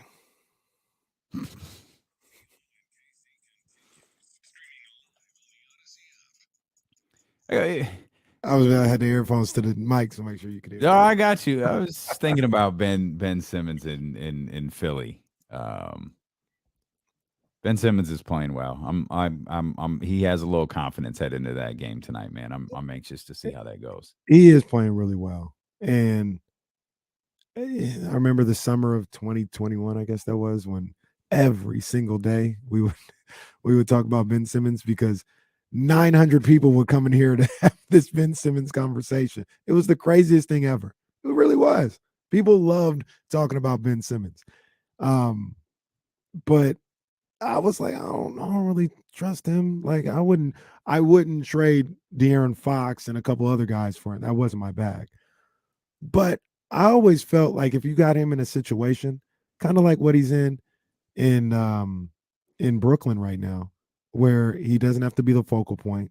He can worry about defending, pushing the tempo when he gets the opportunity and dishing off, that he's a good ball player. Like he's a good ball player. And I saw something in him, not to go LeBron, but I saw something in him in that Kings game. I don't think his stat line was crazy. I think it was like 11 points and 4 rebounds, but just the way he was played with a certain level of aggression that I hadn't seen from him in like a year and a half, maybe 2 years. And I was like, that's good to see. And now he's putting that aggression with the actual production on the floor, and it's starting to show up in numbers the last few games. It's good to see. I'm happy for him. I'm happy for him to be playing better, and more importantly, to be feeling good about himself. Well, let's stay in Brooklyn for a few minutes, sort of. We talked to Eddie Gonzalez yesterday. He's got a show on FanDuel and, of course, the et ceteras with Kevin Durant. And this all came about because he tipped us off to a conversation that they had on the podcast that has now been released, where Kevin Durant was talking about Sacramento. We got that. We got that queued up. There's KD on the et ceteras with Eddie Gonzalez. Oh, you know what? I knew this was something. There we go. Now we got it. Okay. That's a tough team for anybody in the league. I don't care if you're the Boston Celtics. De'Aaron Fox. You're the worst record in the league. Playing against them when you got, first of all, you can't really switch anybody on to Sabonis because he's too strong. Yeah. So that throws off a lot of your defense as well. When you want to keep your matchup. So now you got to chase off Kevin Huerter. Kevin Huerter right now, Red Velvet. He playing like Clay Steph, like the way he coming off the handoffs and shooting a basketball right now, if you're not a basketball fan and locked in on the league, you got to watch how Kevin Huerter shooting this ball right now. He in the 50s. And like when you go through scout, you hear all these stats, and everybody just seems way better than what they are in scout and shoot around. Yeah. Like when we going, because you got to respect. But Kevin Huerter shooting 7 threes a game and feel like 7 or 8, and they all at 50%. When you hear that, and then you watch the clips and the film when the shots he's shooting, it's just like, oh, we're in for a long night. And then you got De'Aaron Fox coming down that hill at you all game. Harrison Barnes, who can get a bucket on anybody in an isolation situation. And Keegan Murray, like he playing like Michael Porter Jr. the way he at 6'9", catching and shooting like that. And then you got off the bench. Terrence Davis had 30 on Jesus. They shot the hell out of the ball. They shot the piss out the ball. But you got guys that can shoot it, that can get hot. Malik Monk. Trey Lyles, even a good bench piece. Yeah. You know what I'm saying? I think- That too can shoot it from the big. So they got a deep team. Some love for Freeport there from Freeport, Kevin stand Durant. If Let's he would have go. gone I would have been like, let's go. Let's go to He said Mezzi. that Freeport could shoot the ball. If Eddie had called him Freeport, I would have lost it. All right. Then he had to explain to Kevin Durant why he called him Freeport. Yeah. But man, not praise, man. And this is, it kind of reminds me of the way you remember the way people talked about this Kings team in the last Jaeger year? Mhm. Like how the opponents were talking about, like, yo, Dwayne Wade, Greg Popovich. Yeah, they showed a lot of love, and you're starting to see that. LePaul said it, LePG said it in preseason. Remember, he was on his media day, the first media day. It's like, yo, Sacramento, I'm telling you, they got some things going on. So the league is taking notice of what it is, and now you're getting guys like Kevin Durant who actually played against them. Donovan Mitchell said something as well. He's like, yo, this team is tough. Like, they present problems. It's crazy. Yeah, it's a shift in thought process though too, isn't it? Like, you're hearing this. It's one thing to hear it from, at D'Lo and KC or at Jill Adge on Twitter or John Bull. It's another thing when Kevin Durant is talking about it. When one of your peers is talking about it. And now, you said this yesterday, and truthfully, I had not thought of this one single time until you brought it up yesterday. You're going to have a fan base. Memphis is a good example. You're going to have a fan base. Indiana will be another example. A team that's got a vendetta with you for whatever reason. Oh, they're going to use the beam. Like suddenly you went from like this little insignificant, oh, you're Sacramento. Come on, man, you're Sacramento. To like, oh, Sacramento's playing some good ball. Oh, Sacramento's good. Oh, KD's talking about Sacramento. Oh, they're, NBA shows are talking about Sacramento. Oh, they got this beam. Oh, 2K is tweeting about updating the game to include the beam. Yeah. Oh, okay. Oh, y'all chanting like the beam in the fourth quarter. Okay. All right. We see you. So the target gets a little bigger for the opposing team and for the opposing team's fan base as well. Yeah. So you the Kings, you better not get blown out. Better not. And you got to be prepared for that. Like I said, I had no light the beam chance with 8 minutes left in the fourth quarter. Like I said, if at IMK Diddy gonna tell Marvin Bagley Sr. or Jr. to go light the beam, if the Memphis Grizzlies win by 25 tonight and they start chanting light the beam, you gotta be able to wear that and be able to bounce back from that. So and so to be in, man. The shift in narrative is great. The shift in narrative, and it's not even for us. The shift in narrative is great for them, for those players, because now all of a sudden you're building this. Okay, look, I haven't been here for the last 16 years. Yeah, I haven't been here through multiple ownership changes and all of this different stuff. We've got our head coach. We're building something. We're working. We've got something here. I wasn't a part of all that stuff from the past. So now, and I think this is what Harrison Barnes said from jump, we deserve the opportunity to establish our own identity. And that's exactly what they've done. Or that's exactly what they're doing, is they're establishing their own identity. And that's fantastic.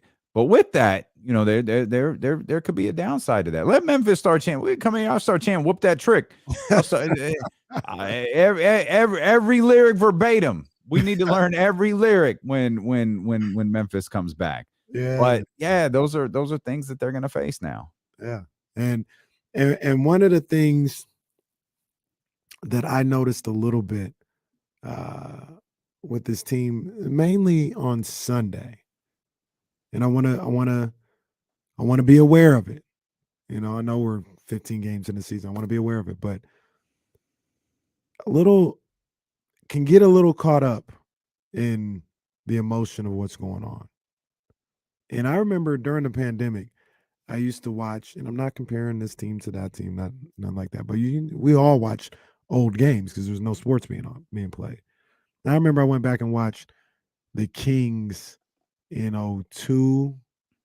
Yeah, I think it was 02, maybe 01 or whatever the case may be, but it was the Maverick series.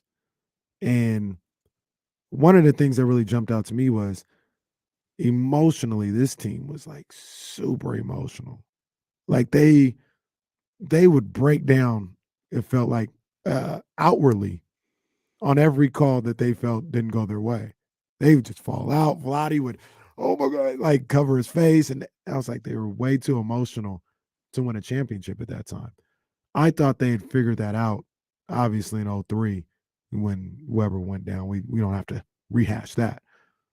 But I bring that back around to say Sunday, when things weren't going their way with the referees, and you saw it a little bit with Malik Monk, they got a little emotional, right?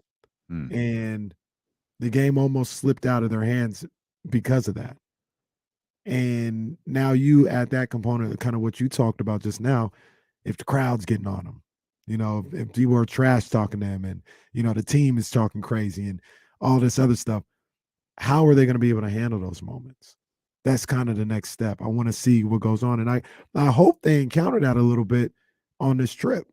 They're going into Memphis is a great NBA city as far as the environment in that arena.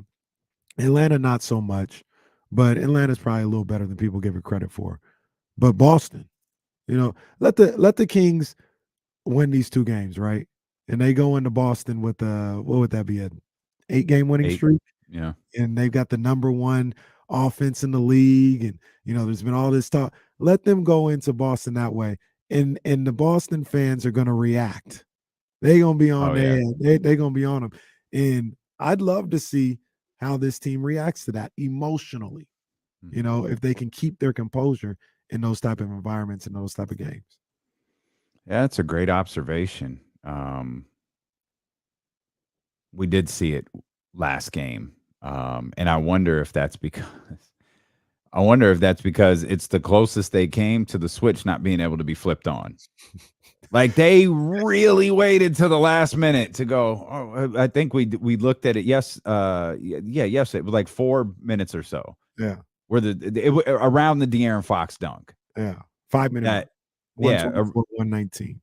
And it, you had, it felt like maybe it shifted with the Monk dunk, but then it shifts right back when he gets tossed. And you get the 3-point play, but you're giving one back, and you're losing Malik, and you have a couple plays not go your way. And I wonder if that emotion rose because they're like, yo, we're on our home floor. We're gonna lose to Detroit, one of the worst teams. And they may not say it, and there may not be very many guys who are here, but they're also thinking we're gonna lose to him. And they might not even mean him, the guy on the floor. They might mean him, that dude in the front row. Hey, we gonna lose to him? Hey, man, maybe I'm projecting. I have no inside information.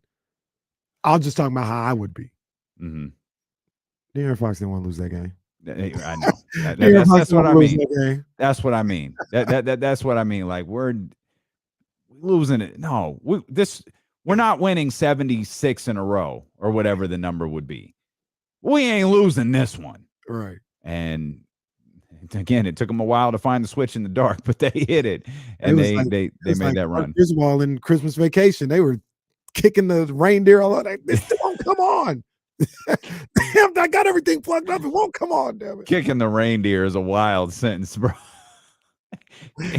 Getting out here kicking reindeers. In the Santa Claus. It's almost that time. That's one of my favorite movies of all time. National Lampoon's Christmas Vacation. I got a confession. Didn't you say you don't like it? No, it's a fine movie. Oh, That's a great time killer. Well, settle down. Oh wait, calm down. What do you mean time killer? No, enjoy the movie. Yeah, sure. It's fine. It's good. Yeah, I enjoy it. Absolutely. High pitch D-Lo. I enjoy it. It's a fine movie. I put the decorations up this past weekend. Really? Yeah. I don't have a lot. Did you light them? Yeah. I mean, it's a tree that you just plug in. Like, yeah, I lit it. Couldn't wait till Friday, huh? No, because I got you are going somewhere. You're cooking. We have Thursday, and then Friday I got to prepare for Saturday. I got Saturday, and then Sunday I got to get ready to do D-Lo and KC on Monday. So I was like, it ain't gonna work. So I decided to put everything up. And again, when I say put up the decorate, it's a 20-minute process. And most of that 20 minutes is vacuuming all of the fake snow off of the floor. But yeah, I went ahead and put the Christmas decorations nothing wrong up. with that. There's nothing wrong with that. Usually we don't do too much at the Caraway household inside we do. We get a tree and all this other stuff. But this year the Queen Bee was like, I think I want to hang some lights. I said, but I'm all for it. And by what? Family man now. This is what we do. I hang lights for Christmas. Well, you were a family man before. No, I'm talking about since I got that house. Oh. This is what we do. I used to dread it, but hey, this is what we do. That's what you're supposed to do. You got a house. You gotta do it for the family. And I do love that. I think I want to hang some lights this year. What I really mean is you're going to go out there and hang some lights this year. See, that's something I won't do. I'm not getting a ladder and hanging lights up outside, but I actually do want more lights on the inside. I want a purple beam. Why? There we go. Why haven't the Sacramento Kings sold a purple beam for Christmas? You could just put it. What's a better centerpiece for Christmas dinner than a replica Golden One Center where you press the button and the purple beam shoots to the sky? Come on, man. They trying to make up money from the pandemic. They could clean up right there. I got you. Uncle V. Kendra. I know Kendra's listening. A little replica Golden One Center with a purple light beam that just shoot. John Hollinger. A purple light beam that shoots the sky. The sky. This dude wrote, there's a blue beam. John, what? The Kings haven't worn blue in 3 years. Yeah, it's a throwback. That's what it is. We have a throwback beam out there. Come on, John. Come on, man. So, partner up with Carl's Jr. too.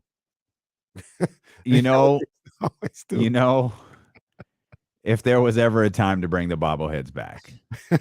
A beam coming from the head of each player. I'm with that.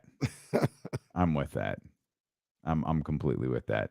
Let's touch on this real quick. Butcher Boy is going to join us in just a couple of minutes. Coach David Patrick going to join us as Sac State shoot-around wraps up. Got the Causeway Classic doubleheader coming up tonight at the Golden One Center. The men's and women's basketball program takes center stage here today after the football team gets their big win on Saturday. And that's where we are right now. College football. It was a rough weekend in college football. There were letdowns. There were injuries. There were things that I'm concerned affect this weekend up here. You had injuries in Michigan. You had brutal injuries in Tennessee, Ohio State. Michigan barely held on. TCU could have eliminated everybody's problems by, who was it, Baylor having a chance to get the win there. Tennessee gets blown out. Last second field goal, but they had to run on the field to kick the field goal, and they made it. Damn it. Sorry, TCU. You guys are probably fine people over there. I don't want you in the college football playoff.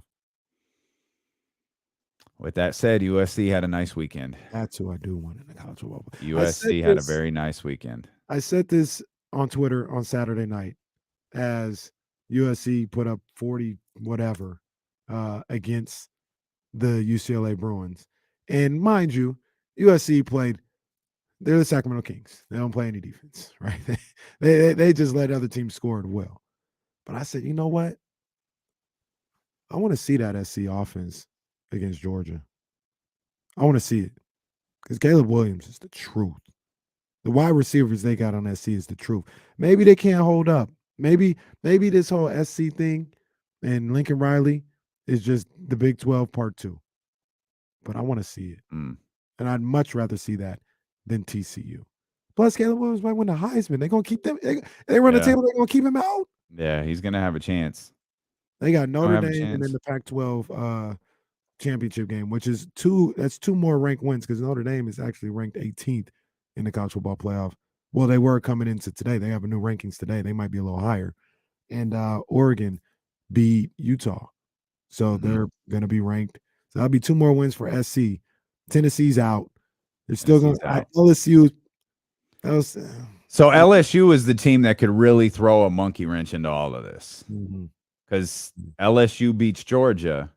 That's the only road for 2 SEC teams in. That's it.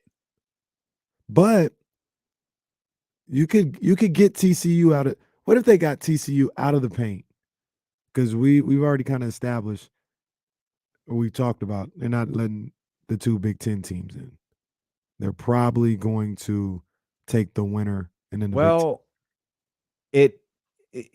the case got stronger, I think, for the 2 teams to get in and TCU to be bumped out.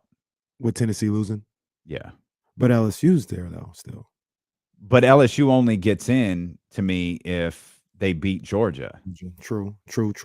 But so this is, I don't want LSU in there. I guess that's the other thing. Sorry, Rich, from no one, yeah. But I'd rather them go Georgia, Ohio State, Michigan, and SC.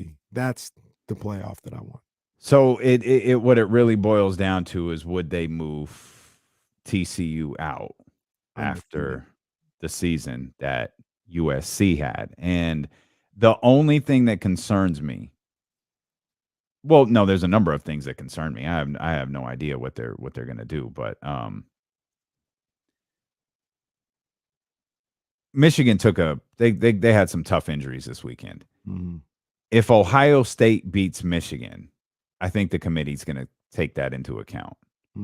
Like if Ohio State, and I'm not going to say runs through Michigan, but beats them by 10, beats them by 14. I think they're going to look at that one, and maybe that is a convincing win, which probably nullifies the whole discussion anyways. Right. But knowing that one of your key players is gone, I think that's another thing. We're not going to put an injured Michigan team into the playoffs when we have TCU and USC who could just fill that void, and you can fill it out assuming Georgia wins the SEC championship. And in this case, Ohio State. The real question to me is, what happens if Michigan beats Ohio State? Because Ohio State has been ranked higher than Michigan all year long. Right. So does Ohio State legitimately fall back to 5? I feel like they do because they would lose at home. I don't care what you think. Didn't I always talk about the Big 12? Didn't they get didn't Oklahoma get a couple of wins in the college football playoffs?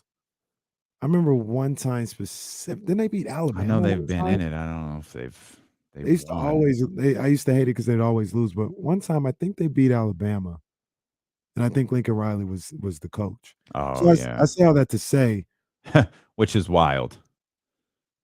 Because who's the coach at USC? Oh, that's what I'm saying. So that's why I thought about that, because I'm like, I'm advocating for SC, but I used to hate when Lincoln Riley's Oklahoma teams would get in there. I think it was Stoops who still won that one though. But I used to hate that. But they actually got the SEC once or twice in some of those semifinals. So I don't know. Maybe SC can get in there and handle business. They're dynamic on offense. Caleb Williams is sick. TCU's got an awful lot of ranked wins.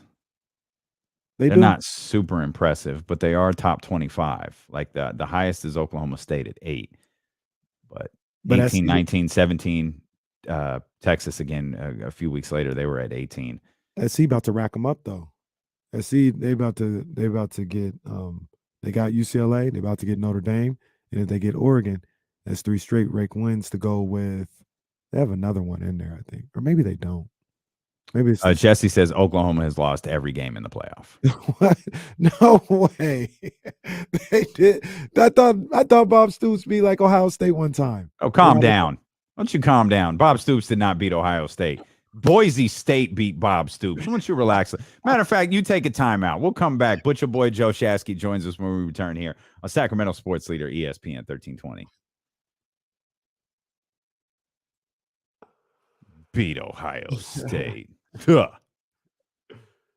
Man, Justin, I don't know if they could or not, but unfortunately, we won't see it.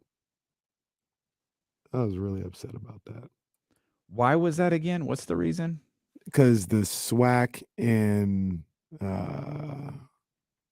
what's the other? Whatever the two conference with the HBCUs, they play their own. Oh, that's right. Yeah, that's right. Give me my theme music. Yes, sir, Coach Patrick. Let me retweet that.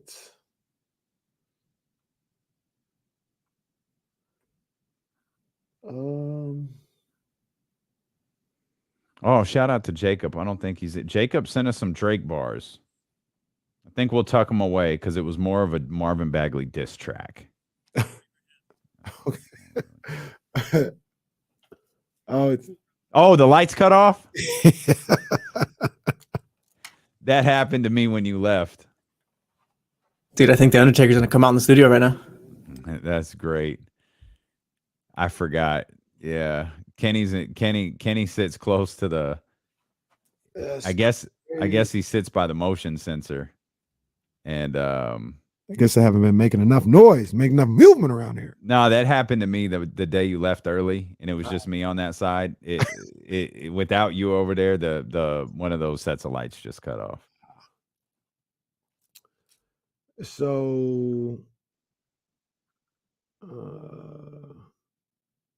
is there no way to watch the Sac State game today if you're not going to be there?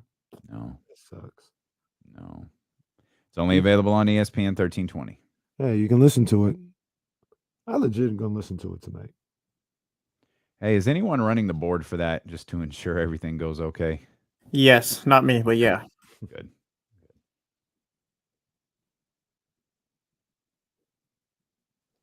Miss P joining in from Greece.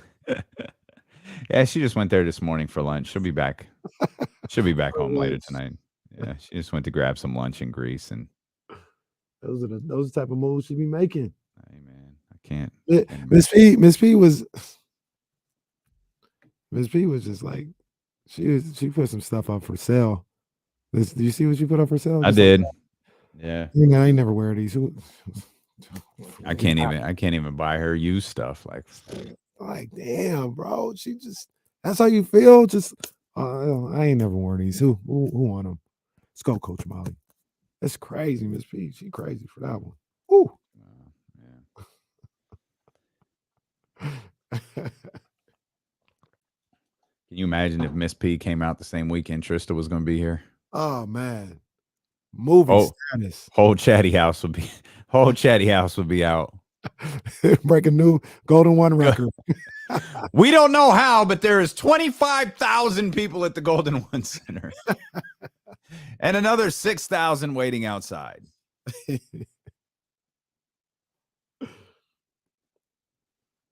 Kyle Draper starting at "Let's go, Miss P. Let's go, Miss P."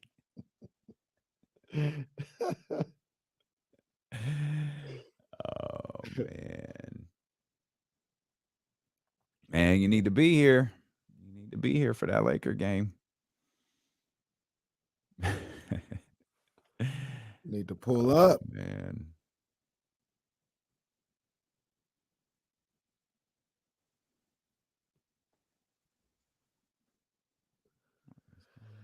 This friend of mine is selling candy.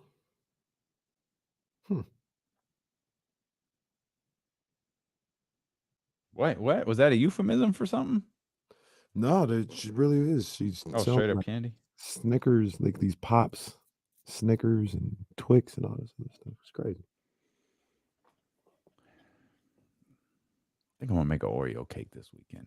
That's what I think I want to do with hella frosting. Hella frosting. I'm gonna ask my mom to make a lemon cake. It's bomb. I ask her to save me a piece so I can see what this is all about. It's the truth. It's the truth. Don't put too much frosting. No one's gonna eat it. Oh, I eat it. I got the frosted Oreos to put on. You know, not the fudge covered Oreos. Those are gonna be the little decoration pieces at the top. I had to stop myself from opening them last night. I just realized I didn't check to see if those were vegan. There you go.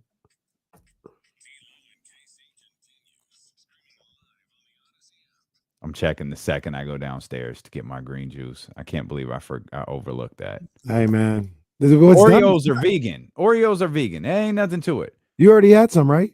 No. Oh, I thought No, they're for the recipe. Oh, you can go back to the nugget. Oh man, it was a day closer. I actually ordered. I went pandemic style and ordered from Whole Foods today, the Amazon app that is just obnoxiously expensive and no human being should do it. But I'd rather do that at this point than to go back to the store. So the one, the great thing about ordering online, which is why I'll always pay the driver. I'll always tip the drivers because I have my list and I can just type it in, add to cart, type it in, add to cart, type it in. Not going to forget nothing. Yeah. Decided to do that this morning. Now they got like a $10 charge to do it. Plus you pay the driver. Woo. So it's absolutely not worth doing anymore unless you've already been to the store for Thanksgiving shopping and you don't want to go back. See, I don't really have no problem going to the store. I know it's long lines. I throw my little AirPods in, listen to whatever while I'm waiting. It's good. As long as I don't have anything to do. Like if I'm trying to watch the game or something like that, and I'm like, nah, I ain't got time for that. But if I'm just like, oh, I'll help out, I'll go there. I have no problem. No problem. Real quick, because we're going to try and track down Butcher Boy real quick. I just want to get this in here. Okay. Just want to get this in here. Jay Scott asked the question. KC, did you see Judge show up in San Francisco? I did. I think he coming here, man. I think he coming here. I know he's just here for meetings and all this other stuff. I think he's coming to San Francisco. That's crazy. Did you see the video? Did you see him? I didn't. Where he was in the Chase Center? No, he was like somebody on their phone when he was walking into the hotel. I retweeted it last night and I had the office gif. Oh my God, it's happening. But he was like, somebody was like, hey, Aaron, you're in San Francisco, like with their phone. He's like, yeah. They're like, what? Anything going on? He's like, I don't know. It was a big old smile. I don't know. I don't know, maybe. I was like, oh, he coming. Boy, coming to San Francisco. Let's go. Let's go. That's all it took, huh? That's all it took was okay. All right. I'm glad you're excited. Like what'd you want him to say? No, man, I'm here for a date. Get out of my face with your stupid camera. Yeah. That's if he wasn't gonna come, that's what he should have not. Hey, not right now. Yeah, I don't know. I'm trying to get something to eat right now. I don't know. But he was sound like Kevin Hart. I don't know where I'm going. I don't know. But he was like, I had this grin on his face. It's if I was a Yankees fan, I'd be like, he had this stupid grin on his face the whole time. He's like, I don't know. I'm just here. I don't know. We'll see. Hey, I'm just here up in the Yankees contract. I'm just here making sure the Yankees make sure they know what time it is. Well, did you hear that story? Charlie talked about it the other day. I heard it during his update where the Yankees and Mets are possibly colluding to keep the price down. No. How did I miss that? Something came out where the Yankees and Mets ownership are cool, and they reportedly had talked to each other and came out with a like, hey, don't drive the price up too high. Like they were colluding on his contract. So if I'm the Giants, I'm like, you don't want to go back there? They still they still trying to do something crazy with your money. We gonna give you the money you want. It was the Giants that put that story out. It was the Giants. Talk about. Here's what I heard. I heard the Mets and the Yankees were colluding. That's smart. That's smart work there from that's smart work from the Giants right there. Breaking down the 4-4. Did Butch get the link? He got it. I sent it. Yeah. He just texted me right now. Did he just text it? He says he doesn't have it. I'll send it again. Butch has the stupidest email address in history, so I'm happy to send it to Butch and his 87 character. It's name.name.name.3. All right, sending it again. All right. Ain't no fourth wall on this show. But yeah, I saw that video last night. Aaron Judge had that. It wasn't he in San Francisco, so it wasn't a stupid smile. It was a very nice smile. Okay. I was like, oh snap, this dude coming. Dude. Now John Morosi is the guy who like retweeted out. He's a big baseball reporter. And he kind of, I forgot exactly what he said, but he was like, Aaron Judge in San Francisco, where he's slated to meet with Giants officials this week. And so he was like, I don't know, man. It's just all out there like that. I wouldn't think it'd be out there like that if he gonna say no. Do we know how many teams he's meeting with? Obviously the Yankees. I assume the Mets. Yankees. I think he's probably gonna meet with the Dodgers. That would be my guess. Oh yeah. Or if San Francisco's like, look, account. Don't let him. You know, it's like recruiting. Don't let him leave without a contract. Oh, yeah. What? Yeah, that's a price, boy. What? How much would it cost for you not to take the trip to LA? What you looking for? 500 mil? All right, we'll give you that. Now you ain't got to meet with the Dodgers. What you looking for? We're giving you everything you need. And part of me thinks about that, and it's like, how much is one World Series worth? You know what? The funny thing about that, to me, as a Giants fan, it's not worth as much because we had the 3. So, like, say the Niners, say Odell Beckham was Aaron Judge, right? And you had to overpay Odell Beckham, but it gets you that 6th Super Bowl. It's worth whatever he's asking, and probably put another $5 million on there. I need the 6th Super Bowl. I need it. Sacramento Kings. So-and-so is, free agent, but he going to bring you a championship. Overpay, luxury tax, whatever you need to do. I need it. Aaron Judge, well, once again, it's not my money. The Giants got like, what they won in 2014, we're in 2022. They probably got another 3-4 years before I like stress over World Series. They won 3 in 5 years. Like, okay. All right.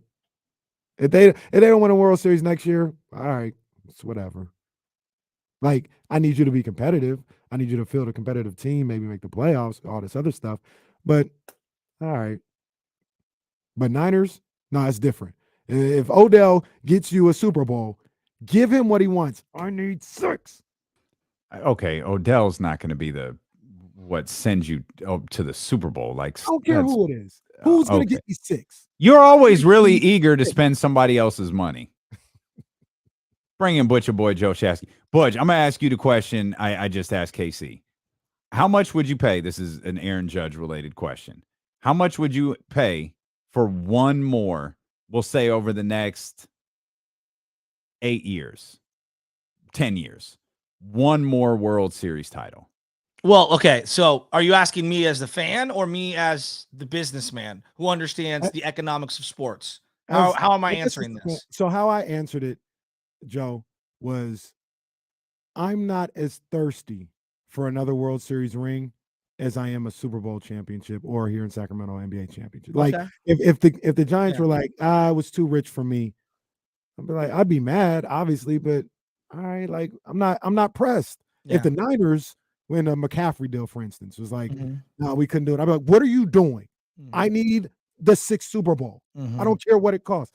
That's like the mindset. So like, what do you think? Well, no. So like, I mean, as a fan, like straight up, like anytime you have an opportunity to win a championship, I'm sorry, I'm sacrificing the future for championships. They're few and far between. Ask Yankee fans. Ask Yankee fans right now if they would have made a move for Carlos Rodon, for example, just using him as an example, to go 2 series farther. They're not sacrificing whatever prospect down the line. Like I've been watching prospects my entire life. Draft picks never materialize. Now you can't be reckless. No one's sitting here being reckless, spending every single dollar and like the Rams right now are paying the piper. They were reckless to a certain degree because nobody valued Stafford for 2 first-round picks, and then you whiff on a bunch of second-round picks, and then you trade everything. You don't have enough, and finally you have to pay the piper. But if I'm Stan Kroenke and I'm trying to ingratiate myself to a new community, that 1 Super Bowl might be worth it to them. I mean, it might be worth it to them. Now, there's no guarantee that you win anything.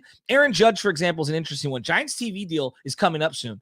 Giants ticket sales, they need it. Market share, just being relevant, they need this. Like they desperately need this. There are too many things going on in the Bay Area. There is a discerning eye when it comes to spending your dough on a winner. We will not go if it's not a party. And if you don't have people we care about, we tune out. It's like a television show. So to me, Aaron Judge is worth everything. Like if you told me right now, they gave him $350 million over the next 10 years, $35 million a year. Oh, it seems ridiculous. Not if I can get a $40-50 million deal when it comes to my TV rights. You know what I'm saying? Like I look at the NBA and TV money, like that's why these salaries have exploded is TV money. So there's little business, there's big business, there's market share. As a fan, you are always better when you're competitive, period. I just, you can't tell me you're not. You're listening to D-Lo and Casey on KIFM West Sacramento, 98.5 FM KRXQ HD2 Sacramento, ESPN 1320, driven by Lashers, Elk Grove Dodge, always live on the free Odyssey app. You can check us out on twitch.tv/ESPN1320 and youtube.com/ESPN1320 as well. Before we get to the 49ers, I'm going to afford you the opportunity that I've afforded Kyle Matson and many others before you. Very nice. What's your boy Joe Shasky? Proper introduction, by the way. The Morning Roast, 95.7 The Game in San Francisco. Butch, we just be forgetting. He's family. We be forgetting to introduce him. You know. would you like to join the Beam team? What's the Beam team? Goodbye, Butch. We'll see. We'll 95.7 The Game in San Francisco. Would you like to join the bandwagon of this current Sacramento Kings team? This is your one and only offer, and it expires at the end of the conversation. Look. First off, no.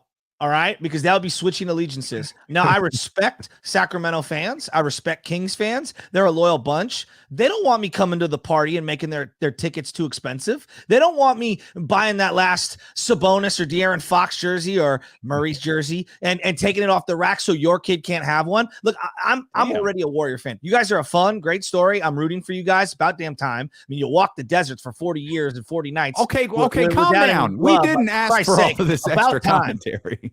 Jesus. But no, I'm not switching allegiances. Look, I had a lot of homies who were Jason Williams fans and Brad Miller fans and, you know, Vita, Vladi and Doug Christie and Peja, like because our team was so bad and they didn't want to root for the Lakers. I get that.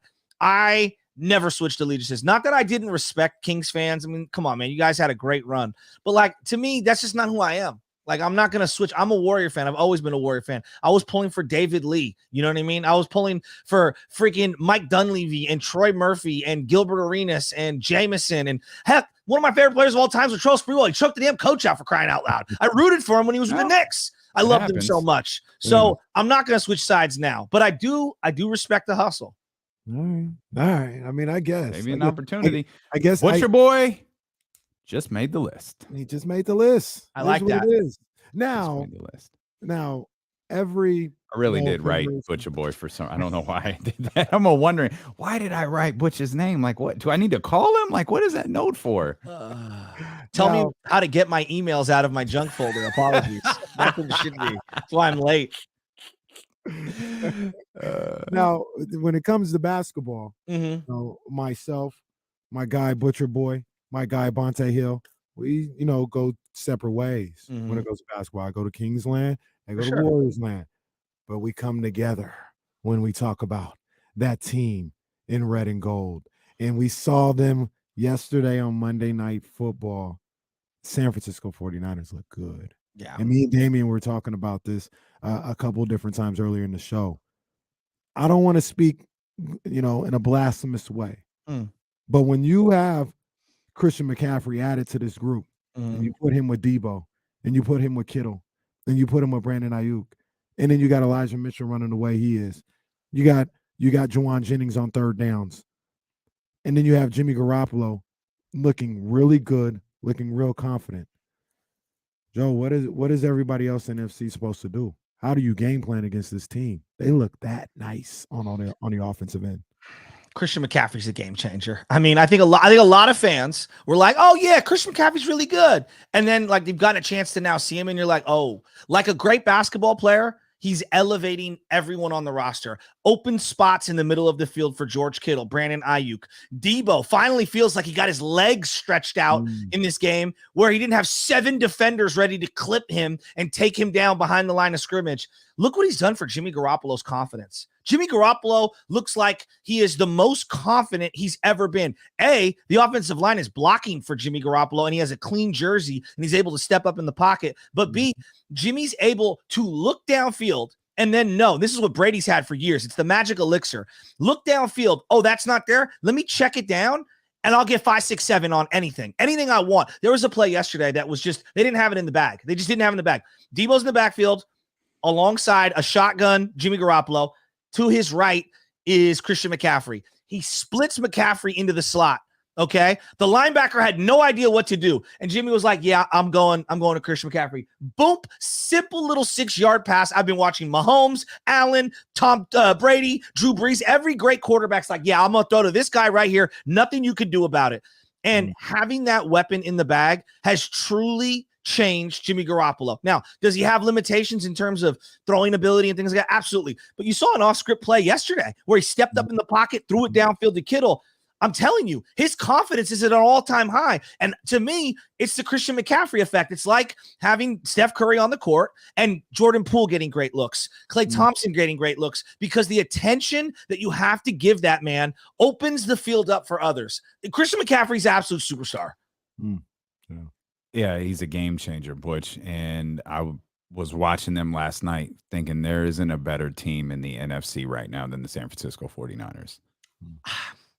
I want to respect the defense of Tampa Bay because I do believe they hit really hard and they have linebackers and they can take away some of the run game in the middle of the field. I know I'm trying to give respect to an all-time legend as well. Yeah, I heard you guys talking about that earlier this morning. We'll see them in a couple of weeks. We'll see what it looks like, but I don't see it from them. I don't see it from them. Look, it's a short list. I don't trust the Vikings. As great as all their weaponry is, Kirk Cousins is going to fold like a plastic chair at some point. It's happening. And I've watched Dalvin Cook tap out of playoff games. And I love Dalvin, but like that's the reality. Nobody trusts anybody coming out of the NFC North outside of that team. You don't trust Green Bay or Chicago. I feel like they're too far away. And then the South, like New Orleans, we'll get a good look at them this weekend. I don't trust them. Do you trust, like right now, Seattle? I am rooting for Geno, even though I can't stand the Seahawks. I'm rooting for him because I feel like we do this in sports. We throw people away and we never look at their circumstances. I am pulling for him. I hate Pete Carroll's guts. Damn. I got to respect them, though. They had a hell of a draft and they're making plays and they've got great weaponry. So we will see them on a Thursday night. Outside of Tampa Bay and me giving them the respect of being champions from a couple of years ago, I'm with you guys. Like the New York Giants, the Dallas Cowboys, come on. Now, I'll stop you there. Philly? Because Philly, I'll put it to you like this. I got to see Philly. I got more respect for what Dallas could potentially do than Philly. I look at Dallas and tell me what you think about this. I say the way that you beat the 49ers, at least defense, the offense, is you have to find a way to rattle Jimmy Garoppolo.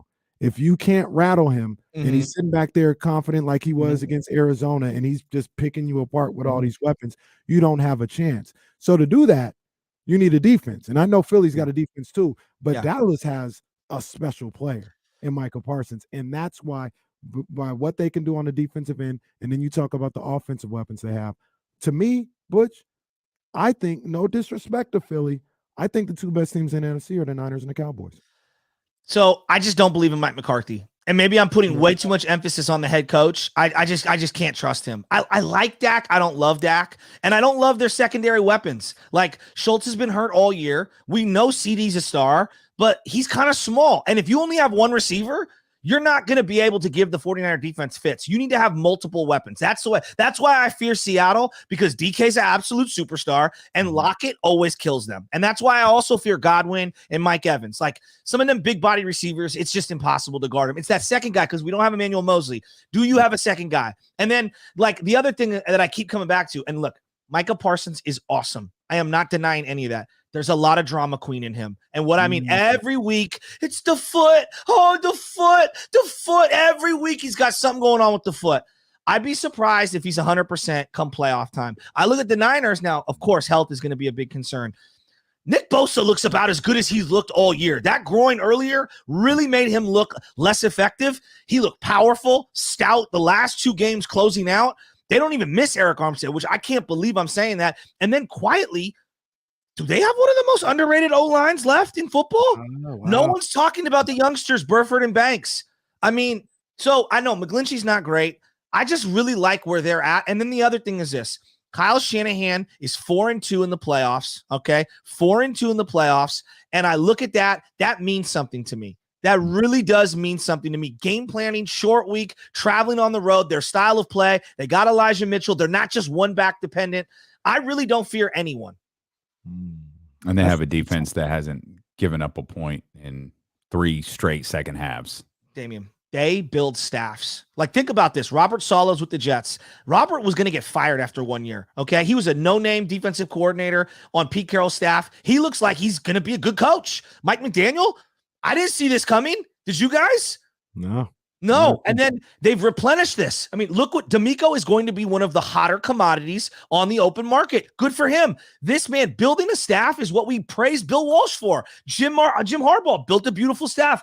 Kyle has done a great job revitalizing it on the fly. Yeah. I'm with you, man. I look at this 49ers team, and the only thing that really worries me, is the second cornerback spot. And we saw Womack play well yesterday. Yes. Lenore had some good plays. But if they get that taken care of, like if those young guys show that they're ready to go by the time we get into crunch time and into the playoffs, sky's the limit for the 49ers. They're stacked. We saw Moody Ward yesterday go head up with Hopkins, and Hopkins got a couple of here because that's who he is. But Moody was following him. I know. You know what I'm saying? Moody was like, I'll go to this side. It's nothing.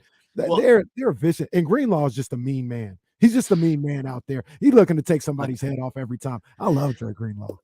I love Greenlaw. He is susceptible to the reckless, dumb penalty, but I'll take all the other things he does with the penalty every now and then, because you don't want to take away that vigor. Like part of what makes him, he's undersized and he's going to fly around and throw his body around. And you just got to accept some of the penalties. I'm okay with it. Look, man, Drake Jackson quietly is having a great rookie season. If USC had their stuff together a year ago, he would have been a first-round pick. When you go to practice and you look at him, his body looks like he was in between D tackle, outside linebacker, DN. Like I don't think they knew what to do with him at USC. If he dedicates himself to getting his body the way it should be as a D end and he leans out a little, I'm telling you, sky's the limits for this kid. He is going to be the bookend player that you've needed opposite Bosa since basically D Ford went on the IR.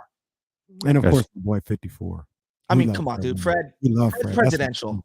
Come on now. Fred's president. I just love the way he carries himself. Like if you were to draft a player to be the face of your defense in terms of at the podium, he's everything you look for. He never misses a game. He's a straight up leader.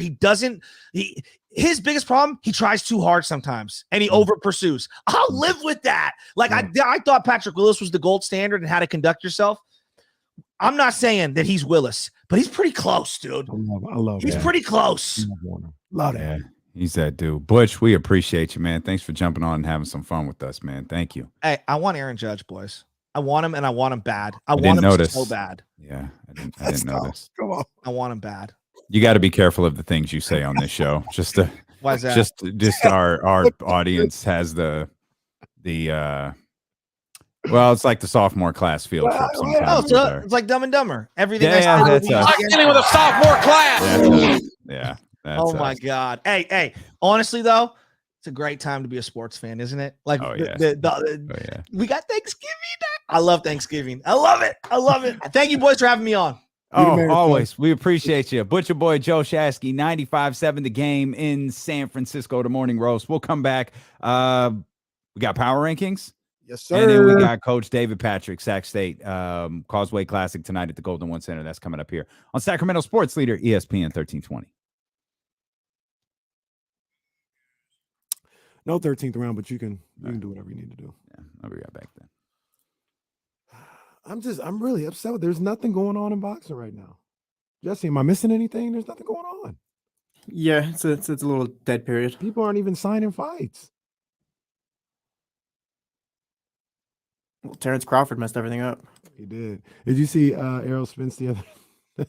Errol Spence last night. He said something to the effect. He's like, "Man, I got some time to kill right now.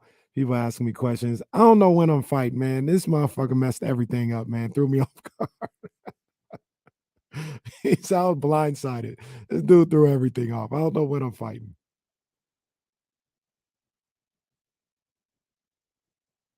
Is Mexico playing today? Did they already play? They played earlier. They tied 0-0 against Poland. Oh my God. How do you feel about that?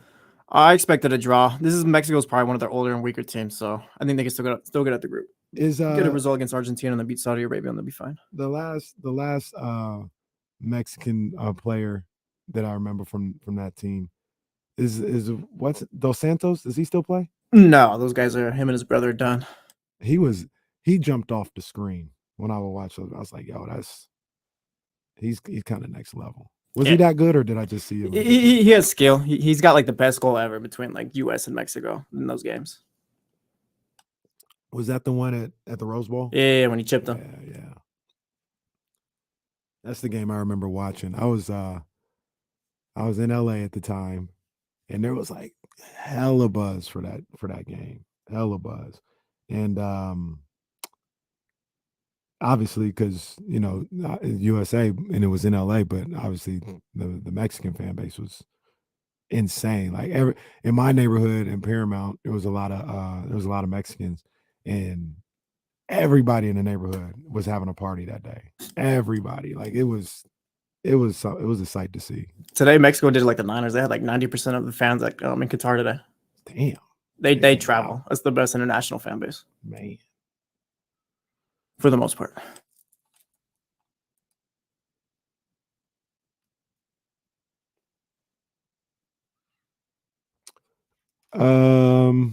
Cameron, I'll check on that. I haven't seen anything in the last hour or so.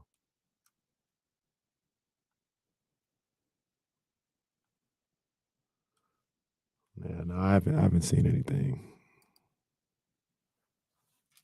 They didn't, Dr. David. They're actually whistling for the goal kick, so hopefully that's all done now.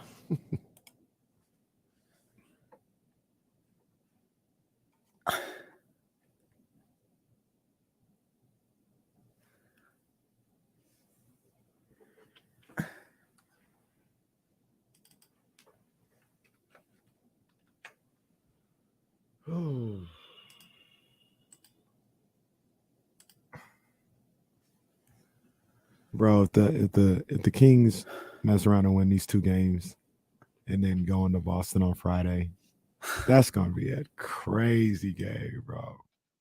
Yeah, that's gonna be nuts if they did that. You guys are gonna have to play some defense that game, though. I know.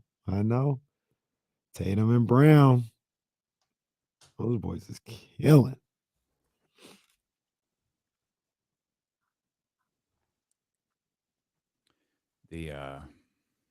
The ones I got, the chocolate covered ones are not. Congratulations. Fucking they're not. I thought you meant not. Damn. Such an L. I was like, oh, this will be different. They'll love it. Well, I'll still give them to everybody else.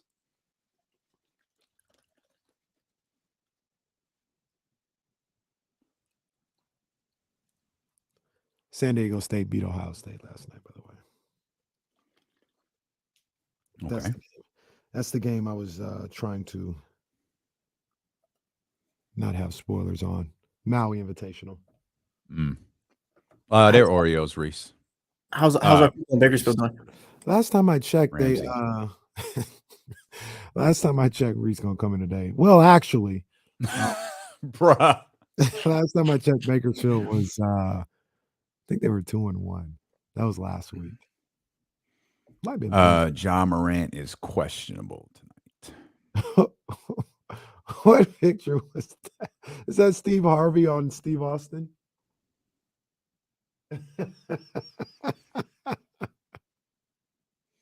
That's funny. Hey, where's is Young Cope in here? Young Cope, I saw you earlier where you said you made some stuff on 2K with the beam and you had some ESPN 1320 stuff on there, man. Tag me. I want to check that out. Have either one of you guys watched Cardinals Hard Knocks? No, I haven't checked it out yet. I haven't seen it yet. I'm gonna watch it this week though. Niners. I heard it's actually pretty good though.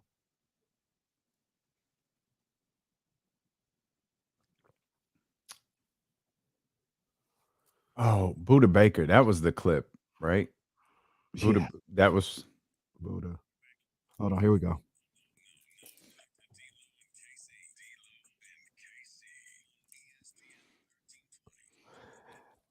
Hey, Dame, we got our guy, Coach Fracture, coming on in about 10 minutes.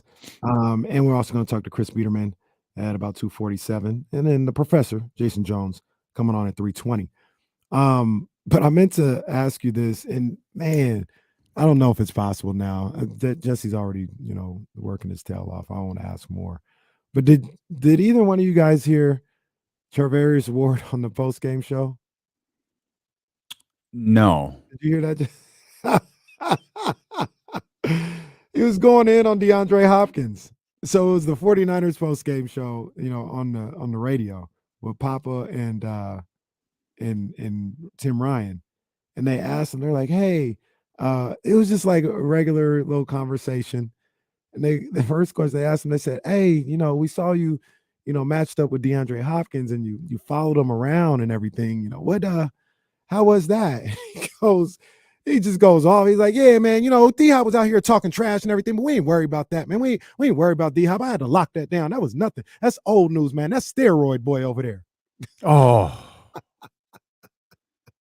Dag on. He shot a promo right there. I was in the car. I wish I would have had something to record that, but he was going in. He's like, yeah, man. He was talking trash to us. He was talking crazy the whole time. We ain't worried about him, man. We had to let him know we locking all that down. We locking all that. That's steroid boy over there. He was talking a lot of trash. He was talking the whole game. I don't blame him. I mean, that's a lot. I mean, that's a lot. They call him steroid boy. Goodness gracious. Jeez. I wasn't expecting. I mean, he gets suspended for the first time. I mean, tough to refute that, but yeah, I wasn't expecting.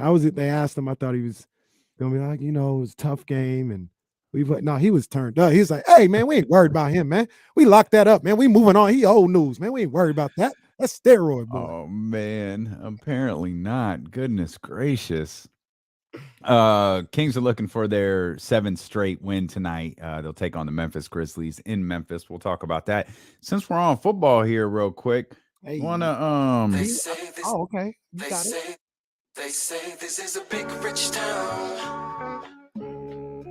I just come from the poet's part. All right, we got our week 11 number power rankings, week 11 power rankings. So I'm gonna go first if you don't mind. Because I'm gonna give you the love, because I'm making a call. I'm making a call this week that I think that you made last week. Now my memory could be off a little bit, but if it is, I don't think it is by much. So I'm going to start from 5 and we'll go up. There's not a lot of changes here, but there are some. Last week, I had the Ravens at 5, the Eagles at 4, the Dolphins at 3, the Vikings at 2, and the Kansas City Chiefs at 1. Mm-hmm. I do believe the 49ers look like the best team in football right now, or certainly the best team in the NFC. Can't give them the nod into the top 5 yet, but they continue to play like this. They're well on their way.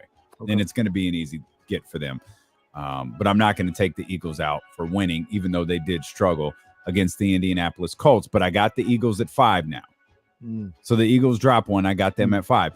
Dolphins still in there. I put them at 4.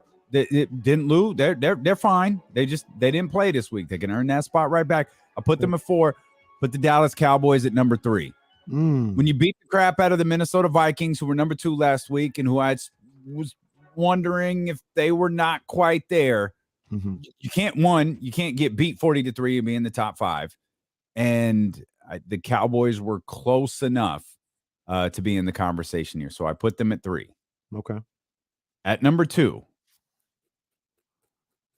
The Baltimore Ravens.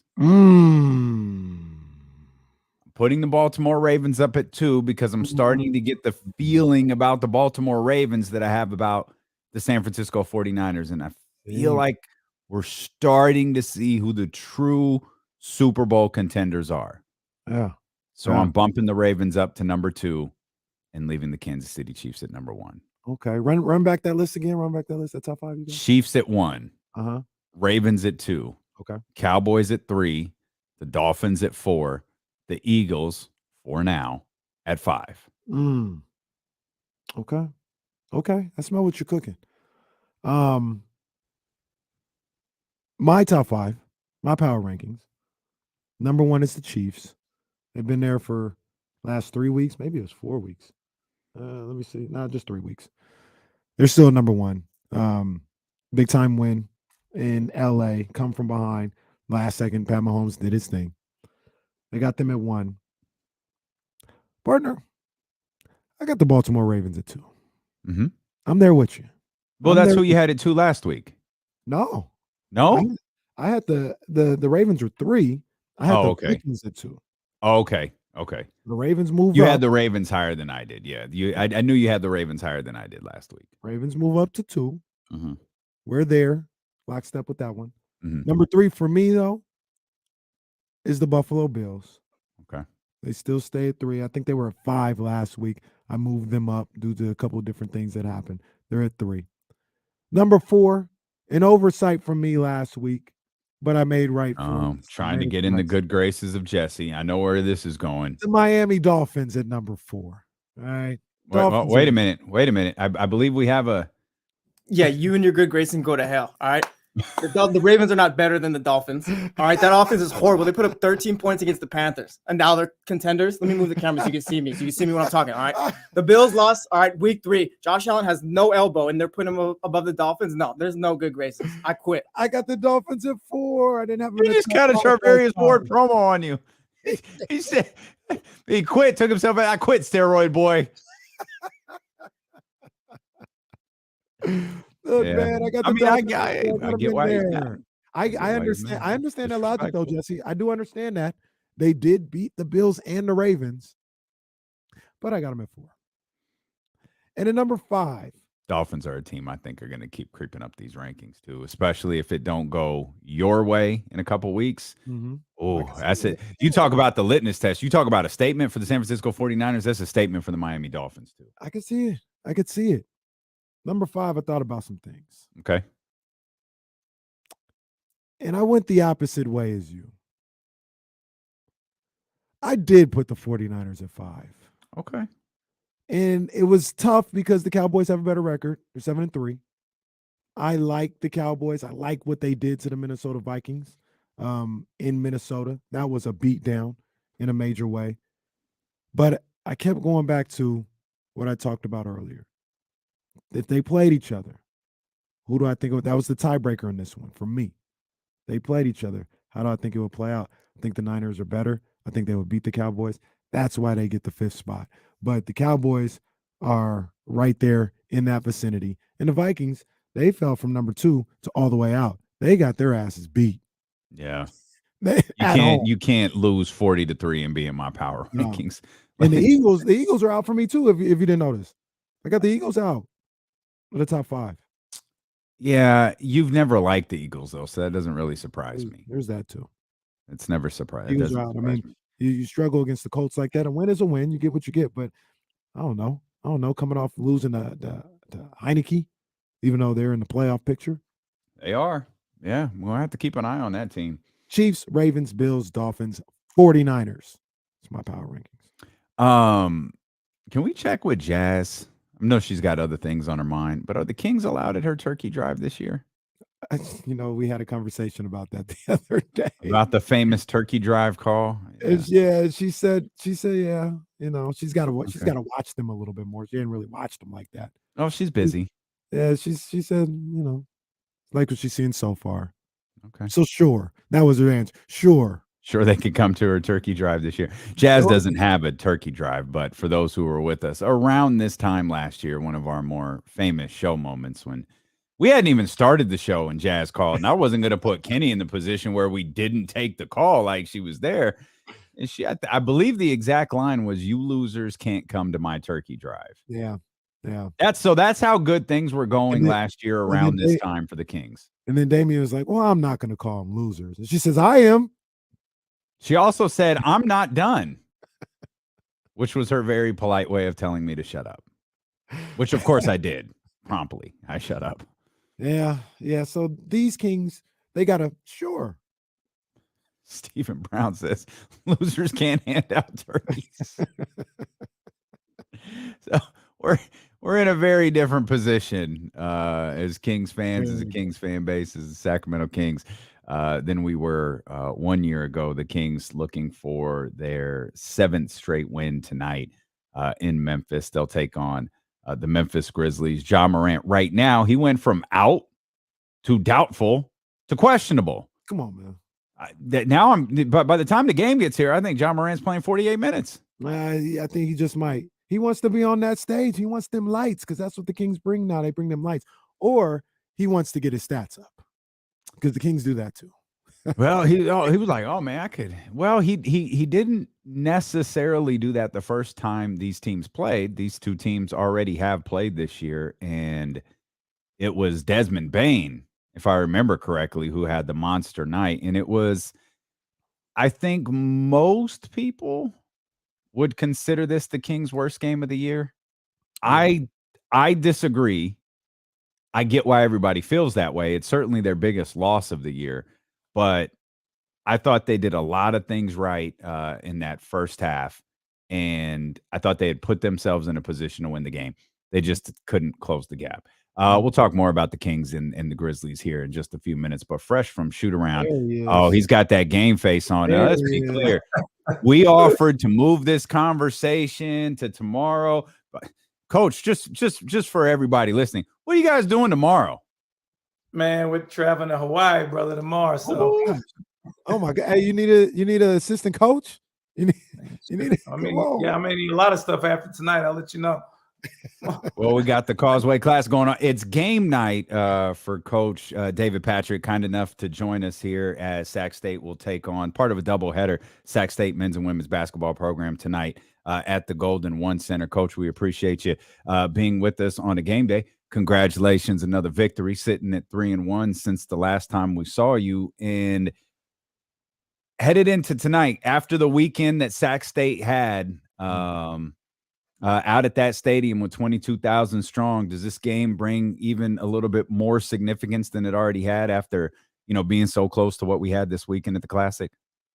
Look, what a big time event, man. I think for all sports fans, that football game was amazing. I've been blessed enough to be at LSU, Alabama, which is a huge football game, and Oklahoma, Texas. And that game this weekend was a similar vibe, just seeing the people outside from both schools, supporting their program. Obviously, we're ecstatic that Sac State came out on top, but it's great to follow up that event on Saturday with us playing UC Davis tonight and see if we can duplicate what the football team did.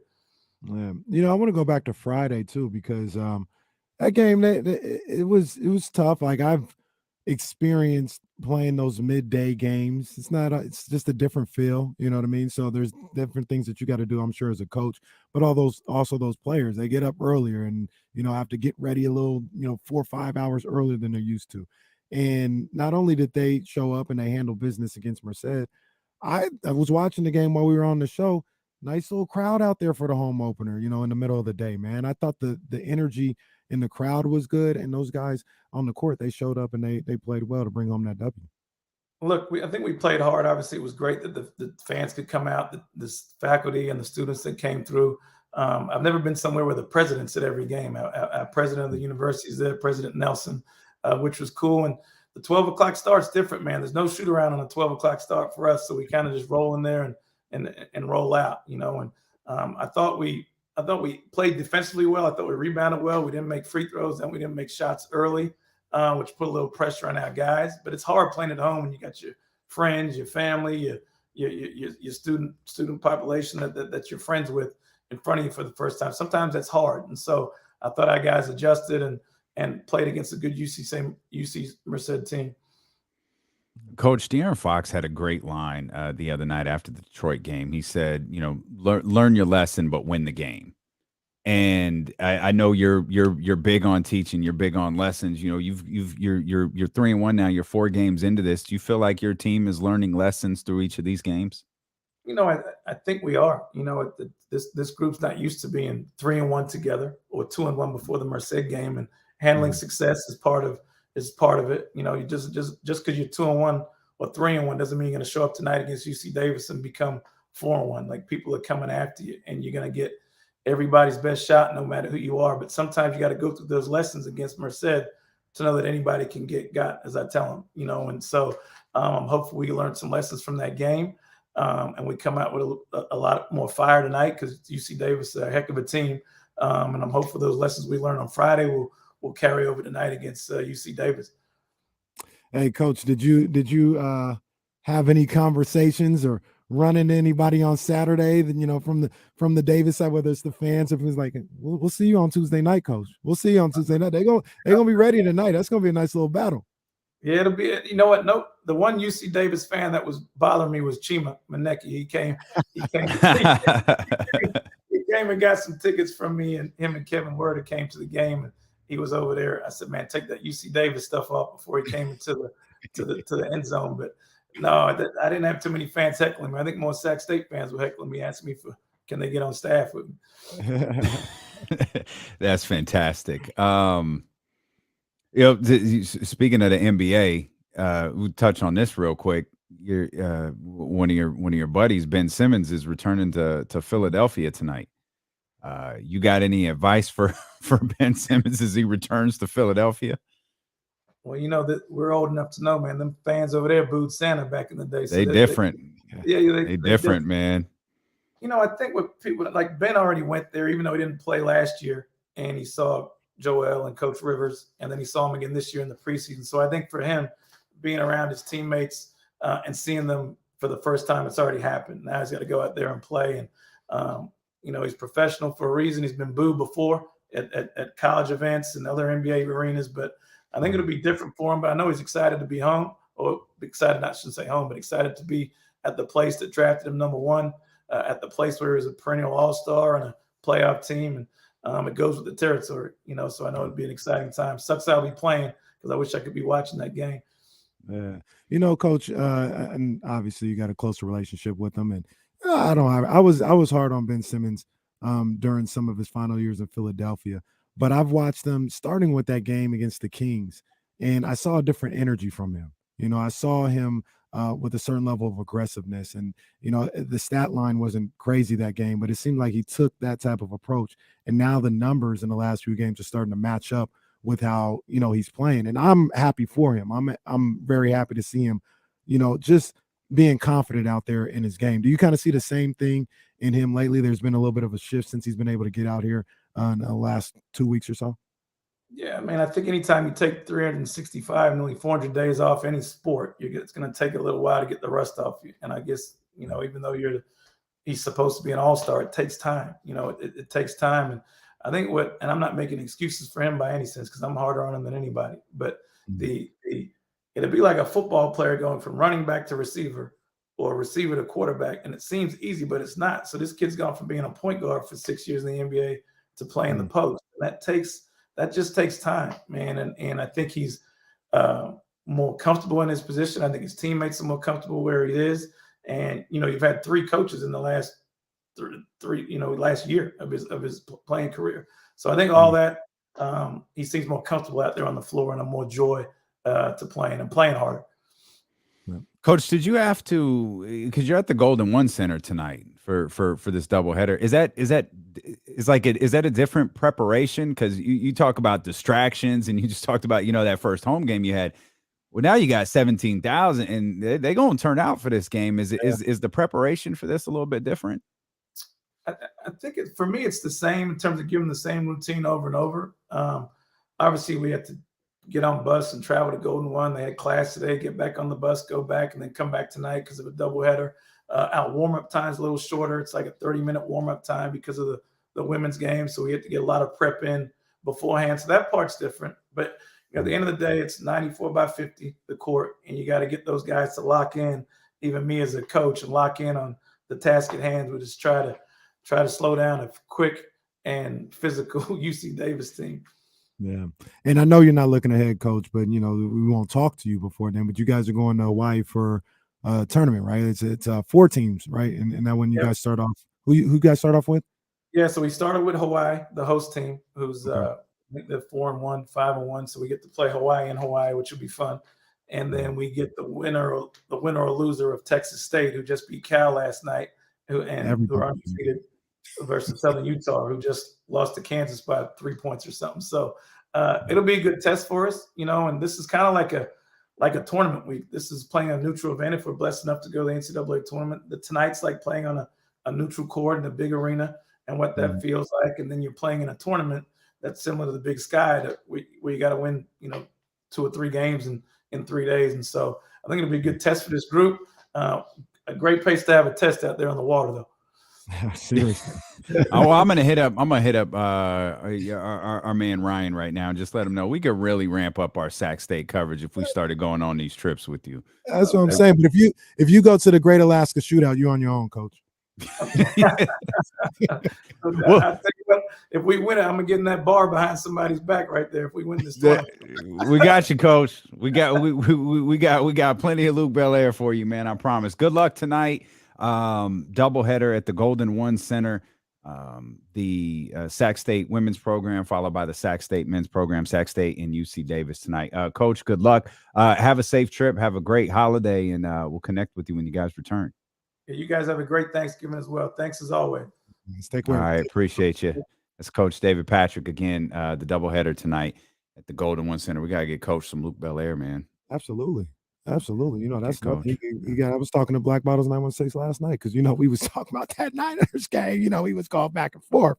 You know what I mean? So we got to get him that. Hey, you mentioned something that we talked a little bit about it on J Street Vibes, but what the hell is going on at Cal?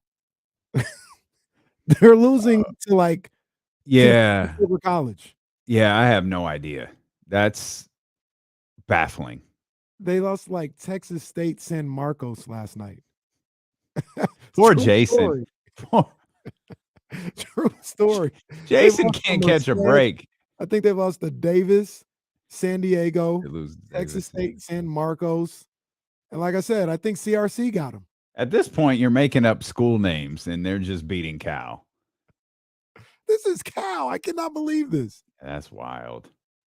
Unreal. The mighty have fallen. Goodness gracious. We need to get them on the schedule. Sac State need to get them on the schedule. Take advantage. Get them while they're down. Get them. Just schedule an exhibition and go beat the crap out of Cal. Oh, man. That's amazing. We'll come back. Chris Biderman's going to join us. We'll talk 49er football with him.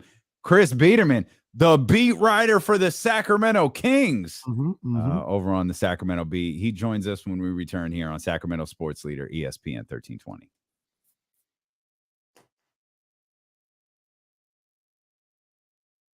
IDCC? Oh, my goodness. My goodness. That is brutal. They are terrible. Poor Jason. All of his teams stink.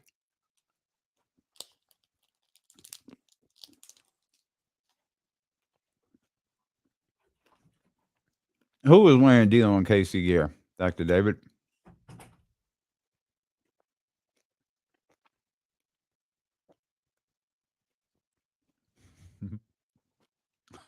That's funny. That's funny. Shit, I'll be the coffee boy too if they take me to Hawaii. I haven't been to Hawaii for a while.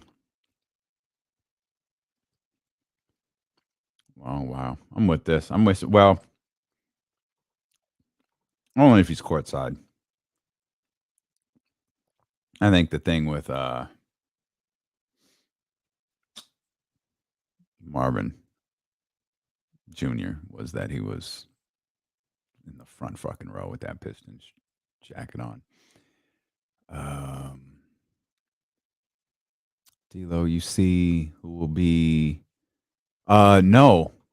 I was trying to read through that. What you meant? No, I'm a little behind on the Survivor Series build, to be honest. But who's the rumor that's on Bianca's team? We haven't. We have not. We have not. It's always a good time to do it, though.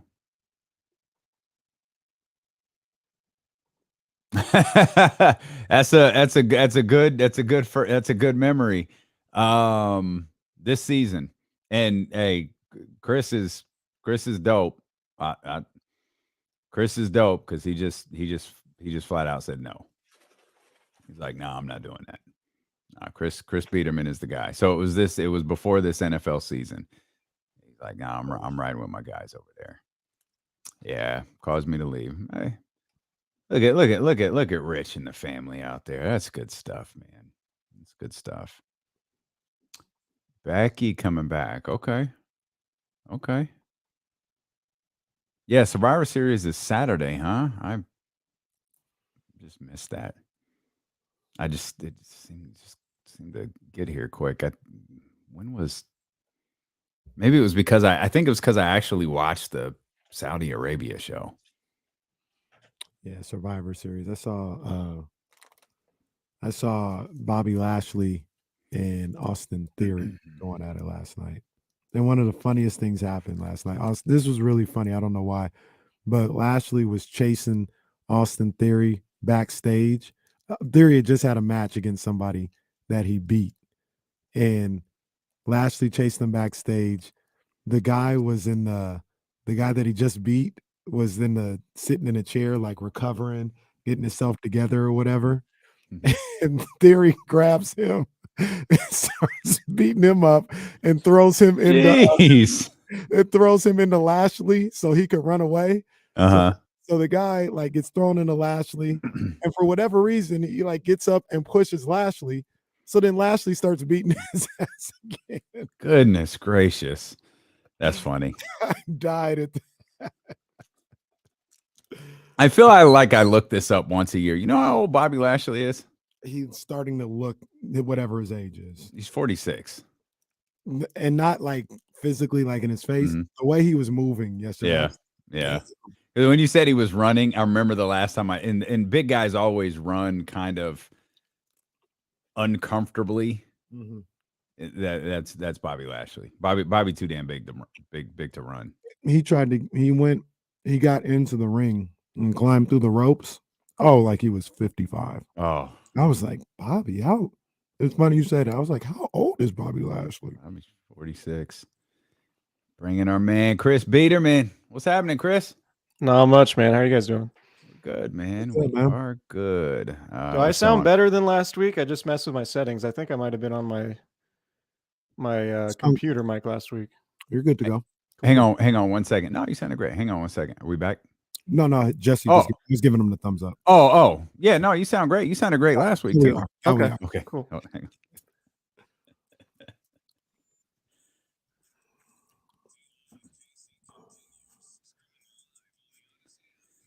Live on the Odyssey app, live on twitch.tv. Well, we're live on Twitch every once in a while. It's Twitch hard is- to tell. Oh, Twitch, just a struggle today.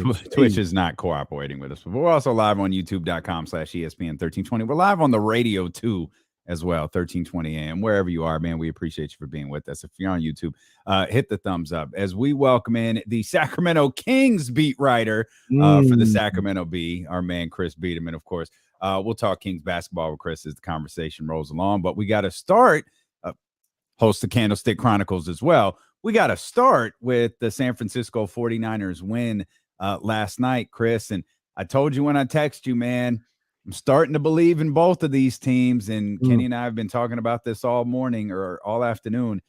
Man, I think this 49ers team is the best in the NFC. Yeah, I would agree with that, particularly given the fact that the rest of the NFC just doesn't seem all that strong. And that's not to try to diminish what the 49ers are doing right now. But for me, the Cardinals game sort of, and I know it was the Cardinals and Colt McCoy and all of that, but to me, the 49ers sort of graduated from hypothetical contender to actual contender, right? Because I think the theme from the first half of the season was, well, we know this team's good. We know this team has playoff runs in their history, but we haven't really seen them put together performances that say they're a contender this season.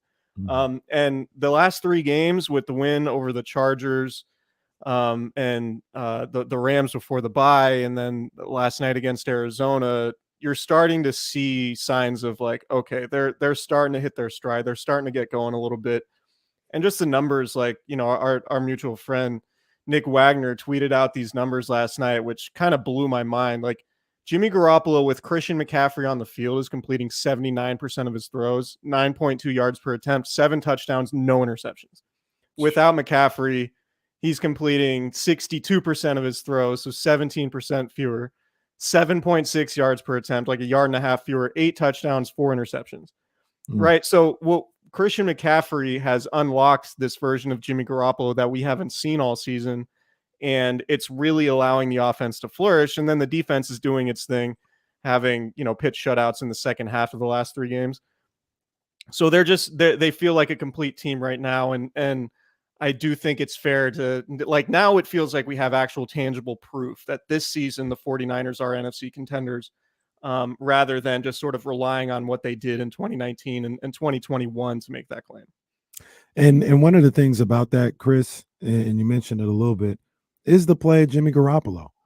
Jimmy's been pretty good. I'm not trying to make it or Lamar or nothing like that, but he's been pretty good. And you read those numbers with Christian McCaffrey on the field and off, but even take it a step further. And I think it was starting with the day McCaffrey got there. You know, they played the Chiefs game, they lost or whatever the case may be. But even including that game, he's like 8 touchdowns and 1 interception in those 4 or 5 games since McCaffrey got here. And he seems to be getting better, more comfortable with McCaffrey out there and being able to work the ball around to all those weapons. Jimmy's playing some really good football right now. It's the first time in his career he's gone 3 straight starts without throwing an interception. Wow. And I think you can trace that directly to what Christian McCaffrey offers them in the passing game, right? Because you saw it even last night, and I know we had talked about it after they made that trade. Like, the real value for Christian McCaffrey to the 49ers is in the passing game. And he's been, you know, he had 7 catches last night. He did a little bit of everything out against the Rams. Against the Chargers, it wasn't such a big game for him, but like, having Christian McCaffrey as a check down option has seemingly alleviated Jimmy Garoppolo's stress late in the down, where you typically see him make bad throws and try to force passes to guys over the middle of the field like Deebo Samuel and whatnot that turn in interceptions. And now Jimmy's like, oh, I got Christian McCaffrey, and as a check down option, as, you know, my 3rd or 4th read, if he's not a primary read. And then it's like, yeah, let's just take this 6 yards. Right. And when you can get those 6 yards seemingly whenever you want, instead of throwing possible, you know, interceptions, it's a huge game changer for what the 49ers can do from an efficiency standpoint. And one of the interesting things from last night too was that, you know, we typically talk about the 49ers as a team that needs to run the ball like 35, 40 times to be effective. In the first half last night, they threw the ball 21 times and had just 7 rushing attempts. Like, it was kind of the opposite, and they're utilizing Christian McCaffrey in the slot a little bit more, and you're starting to see the quick passing game sort of replace the running game. And when you can do that, when you don't have to be so reliant on the running game, I think the offense just balances out overall. And that's when you get Kyle Shanahan being a little bit more creative and a little bit more aggressive in the way he game plans and the way he calls these games. Chris, you said something on your recap on Candlestick Chronicles last night that caused me to hit the back 15 seconds button and make sure that I heard it correctly. Where do you think Jimmy G is playing next year? Man, would it be surprising if they brought him back to you? Yeah. It would? Yeah, it would. Well, you drafted a quarterback you traded to draft a quarterback at, I can't remember if it was 2 or 3, but very high. Yeah. So look, I think you guys know, like, I'm as optimistic on Trey Lance really as anybody. And I throw out what happened in week 1 against Chicago because of all the extenuating circumstances. And, even what he did last year as a rookie, like, we remember how poorly Justin Fields played during certain stretches of last season and even this season. And it takes a lot of time for these guys to develop. So I think it's far too soon to, stick the nail in Trey Lance's coffin in terms of being a successful NFL quarterback. But if you're the 49ers and you're looking at the way this team is playing right now, and obviously there's still a whole lot of season left, and we'll learn a lot more about perhaps the way they feel about Jimmy Garoppolo in the playoffs. But and I know people are going to talk about the salary cap stuff. Look, Jimmy Garoppolo's agent, Don Yee, for years and years, reworked Tom Brady's contract with the New England Patriots in order to make it a palatable number from a salary cap standpoint, in order to build a championship type roster around Tom Brady. And Jimmy Garoppolo, I've covered him ever since he got to the 49ers.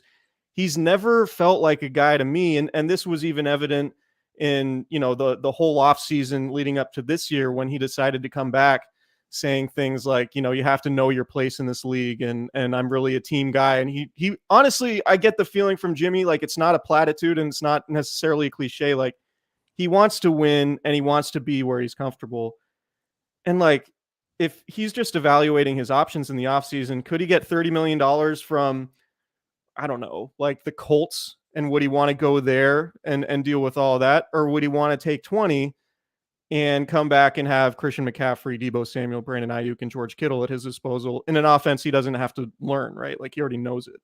So just looking at the dynamic and sort of how these sides have acted, it wouldn't surprise me at all if they bring Jimmy back, because the feeling I get as Kyle Shanahan's coaching career goes on and on, I think he's going to have less and less patience while this roster is in its quote unquote championship window to try to develop a young quarterback. So, I've thought for a while that Tom Brady would be a serious option for the 49ers if he decided to play next year.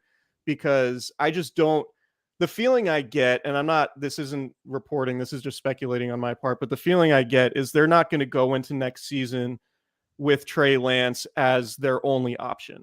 I think they're open and might realize that they want to have another possible starting option. And if Jimmy Garoppolo is going to play like this, it makes sense for both sides to bring him back if they can make the money work.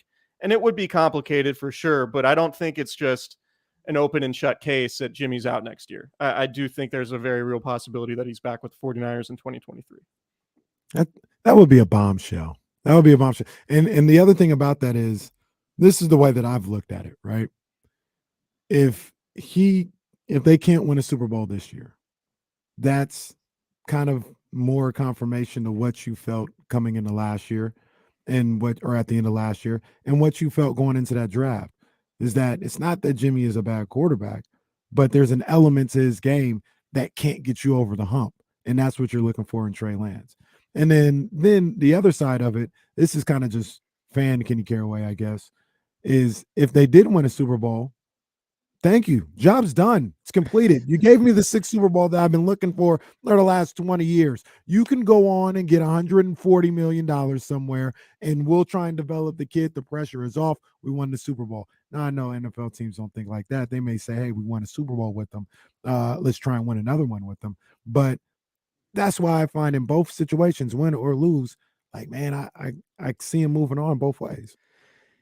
Yeah, I mean, look, who knows what's going to happen the rest of the way. I think one of the things, I mean, I've alluded to it with the stats and just the way the offenses looked with Christian McCaffrey. It's almost like Christian McCaffrey being used this way is like tailor-made to help Jimmy Garoppolo, just with the check down options, with the fact that he can be available on short passes and keep the chains moving. Like that almost feels like an antidote for the issues that Jimmy Garoppolo had.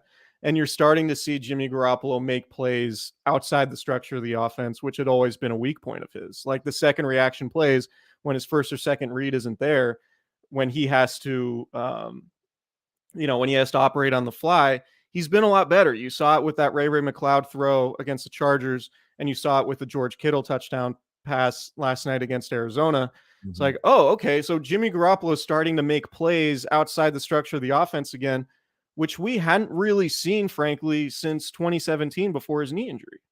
Like that mobility and that ability to just kind of throw on the run has been kind of gone since he tore his ACL early in 2018.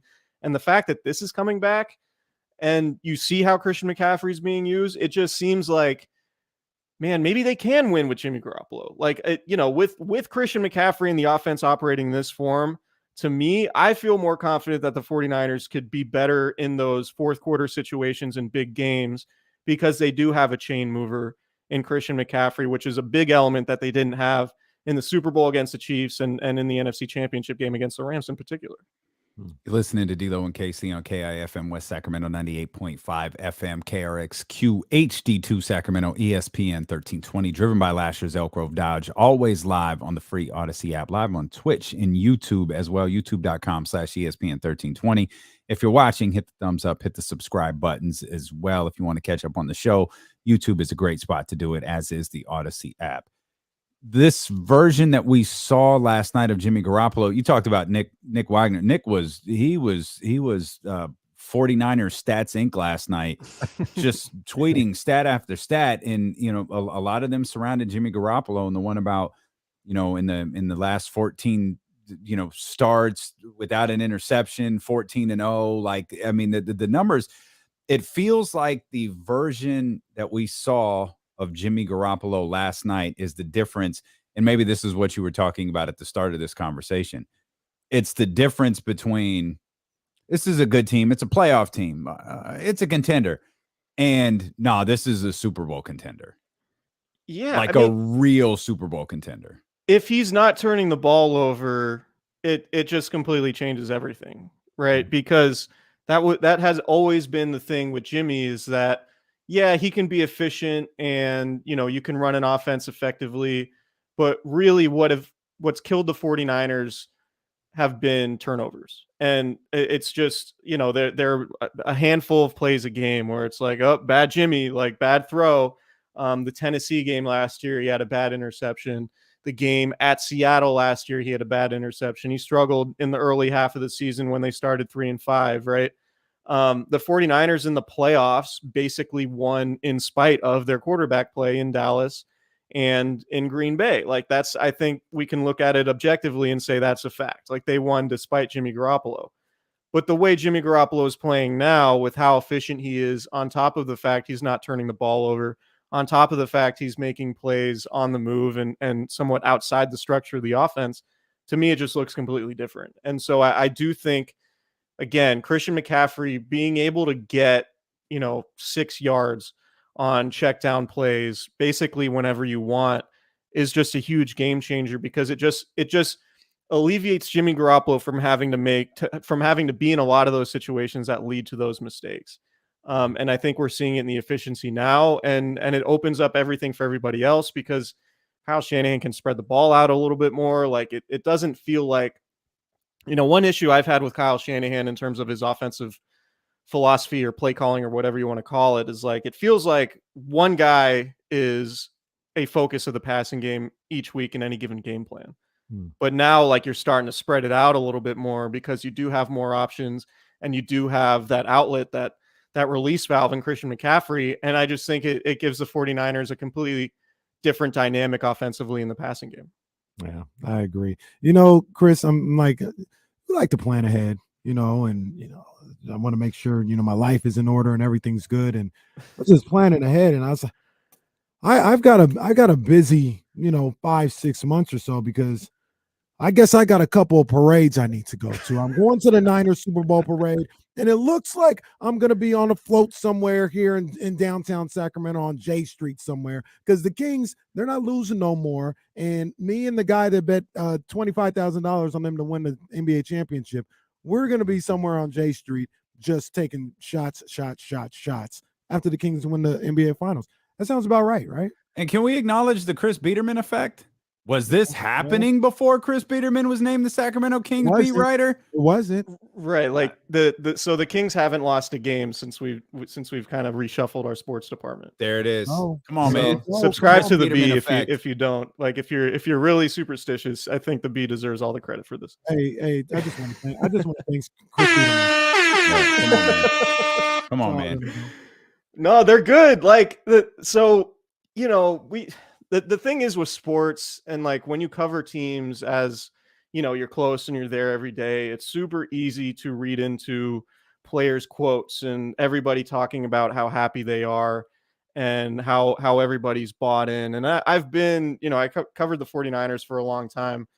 2016 guys were saying, oh yeah, we're bought in, but it was a 2-14 football team, right? Like, but with the Kings and hearing about the way they talk about each other and the relationships they have and the culture that Mike Brown is building, it does feel real, right? Like there was a story I did about Domantas Sabonis. I'm sure you guys have talked about it and it's been talked about elsewhere, but like not my story, but just the fact that like he invited everybody to his house in Napa in June and they all went out to dinner and all worked out together and got to know each other and watched the finals and did all that. And there were similar things happening in Vegas during Summer League when all this stuff, they're voluntarily working out with each other and learning each other. The buy-in with this team is real. And like, you can talk to guys on and off the record to a man, like they believe in what Mike Brown is selling. And Mike Brown has a ton of credibility to that roster because of what he's experienced, because he's been on championship staffs, because he's coached LeBron James, because he's coached Kobe Bryant. So, and they understand that they need to improve defensively and they're taking strides there. But I mean, you look at the roster too, it's like, what's the most important thing to have in the NBA right now? It's like two-way wings or two-way players who can hit threes. The Kings always have 4 shooters on the floor at all times. And even Domas is shooting, 31% from 3. It's obviously a small sample, but like they always have 4 shooters on the floor. Their spacing is great. They've really bought into pacing. The ball flies around the floor. They're always looking for open guys. And they have guys who can hit shots. And it's a lot of fun to watch. I think they're tangibly having fun playing basketball together. And I think that's a really valuable thing for, frankly, and you guys know this as well as anybody else, that like the Kings haven't always been that team where people are having fun playing basketball. And so now people are buying in and you're seeing the fruits of that come through in the win column. And they're, like I said, they're a lot of fun to watch. They still have areas to improve, particularly defensively, but like, man, if they're gonna score 120 a night, they might not have to be a top 10 defense to be an actual playoff team. Like they might just be able to be in that 15 range and could be at like a top 6 seed out of the play-in tournament. I really believe that. But that's the problem, though. That's my only like pause on all of this is we 100% agree with you. 15, 16, 17, 18, some with a teen in it, I'll take. Problem is they're 27th. Right. And that's just where I keep getting stuck. It's like, all right, they're 27th. They've shown signs defensively. Most importantly, they've shown signs defensively in the most critical moments of games, which have resulted in W's. Obviously, you want that. But we all know, we talk about this every year, the season shifts. Games that we're seeing right now in November are going to look very, very different when we get to March. and or even February. And then, if you are fortunate enough to get a playing spot, playoff spot, it's an entirely different type of basketball game. One thing I will say, and this probably has to do with the Kings defense too, but like teams through 15 games this year shooting 39% from 3 against them. That's a really, really high number, right? That's 29th in the league. If that normalizes a little bit, then you might see the defensive numbers improve. Like if they get, instead of 39% from opponents beyond the arc, if they get to like 36%, you might see that number dip pretty drastically. Like Detroit the other night, they didn't defend well at all against Detroit. I don't want to say they did, but like Detroit's not a good 3-point shooting team, and Detroit shot 52% or whatever it was in that game. Like if over a long haul, if they can defend the 3-point line better, maybe get a little bit better luck in terms of the way opponents are shooting from 3, then I think the defense will be really good. And look, not really good, but better. One of the best signs I think for them right now defensively, their defensive rebound rate is best in the league. They're pulling in defensive rebounds on 75.4% of available misses, which is, that's better than the Bucks, it's better than Nuggets, it's better than Cleveland. Like those are real contenders who are good defensive teams. So there is like, that's positive, right? And like, I think the offense is for real. I don't think there's much that's like unsustainable about what they're doing offensively. Like Kevin Huerter is probably going to shoot closer to like 40% than 50% from 3. But like for the most part, I think what they're doing is sustainable. And I think if the opponent's shooting numbers normalize a little bit, and if they do play better defensively, I think we're going to start to see that defensive rating fall a little bit more. Hey, Chris, big 3 road games starting tonight in Memphis. John Morant may or may not play, but there's no Desmond Bane. Then they go to Atlanta on a back-to-back. Then Friday after after Thanksgiving in Boston. Well, what you looking for in these 3 games, man? What do you think they come away with? I'll start. I say they're going to go 2-1 in these 3 games. So you think they win both in the back-to-back, or you think they win in Boston? I think they beat the Memphis. Don't look at me like that, Jesse peeking over there like Kobe. I think they win the Memphis one. Okay. And I'm not sure yet whether or not they win Atlanta or Boston. I'm not sure. Kevin Huerter revenge game. Yeah, he was saying in the locker room the other night he wished it was the first game of the back-to-back, not the second. So he would have more time to sort of absorb that. But yeah, I mean, I think what probably the biggest question is, does the energy translate on the road? Like they just play with so much energy and so much pace offensively. Like, can they maintain that on the second night of a back-to-back? Are they going to be cutting as hard? Are they going to be are they going to be screening as hard? Are they going to be pushing the pace like they do at home? And I mean, winning on the road in the NBA is an entirely different animal. And so this is going to be a really good test for them. And it is kind of a hellacious week that, they have 3 games in 4 nights surrounding Thanksgiving on the East Coast. Yeah. But I mean, to me, like even just win one of these games. Like if I'm trying to be optimistic about it, like just win one of these games and just have confidence, build confidence that you can maintain this level of energy on the road, I think is going to be the most important thing, because these are good litmus tests. Like Atlanta a couple years ago was in the Eastern Conference Finals, and we know Memphis thought they could have beaten the Warriors in the playoffs last year. We'll see with John Morant, but like the Memphis is a really good defensive team, particularly at home. So it's going to be a really good test for them. And I know they don't have Desmond Bane, but it's just whether or not the energy and the flow and just the speed they play with travels, I think is the most important thing I'm going to take away from this road trip for them. Yeah. Chris, we appreciate you. And as we determined, you are the reason that the Kings are winning. Thank you, Nani, and thank you, Chris Biderman. Yes, no problem. Subscribe to the B. Help us out. Thank you. We appreciate you, Chris, man. Thanks as always. We'll catch up again soon. Have a great holiday. Yeah, you too. Thanks for having me, guys. Best. All right, that is our guy right there. Chris Biderman of the Sacramento Bee does a tremendous job. Obviously great with the Sacramento Kings, but he does a really, really good job with the San Francisco 49ers and Candlestick Chronicles. And he's one of the great reporters in Northern California. You know, That's big facts. Yeah. I mean, he's got everything on lock, man. And I'm, obviously I'm a Niners fan, so I love hearing the Niners take too. But selfishly, I'm glad he's doing some King stuff now too. Yeah. Or doing it more, Yeah. That insight to the Kings is great stuff. And Jason Jones has great insight into the Kings as well. As he he's over there on J Street Vibes and The Athletic. We'll talk to Jason Jones when he joins us next here on Sacramento Sports Leader, ESPN 1320.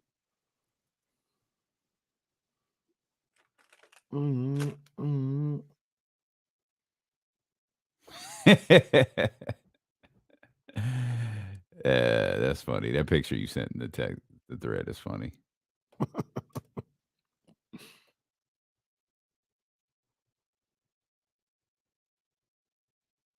That's terrific. I don't know, man. I'm getting comfortable on the King's throne, man. You know what I'm saying? I'm gonna have to switch seats. I don't know, man. The soundboard here for me. You know what I mean? Oh, you can sit over there. Chicago and state of Illinois. Oh, okay. It's like dealing with a sophomore class.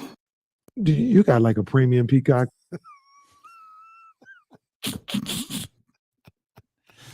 Poor Butch. Poor Butch. I want him. Like, oh man. Butch reminded me of Michael in The Office when he's telling Ryan, "I need this. I need this."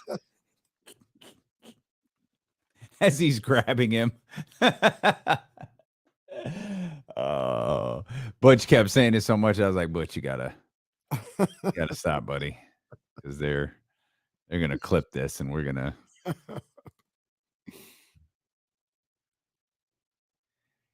Yes, we can. This is one I will not be playing though. Where's this? Already. Okay, Lake Show. No, I will not play it. That's okay. You don't have to. Okay, Lake Show. I got you. I feel like I got a couple of drops. Oh, we got our Trista jams.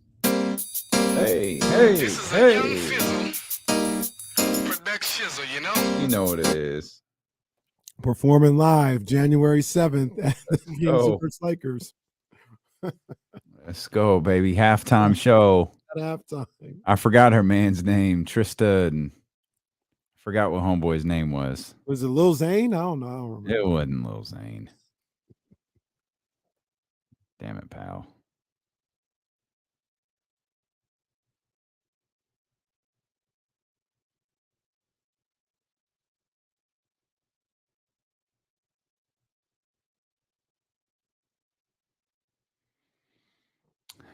Over the weekend, hold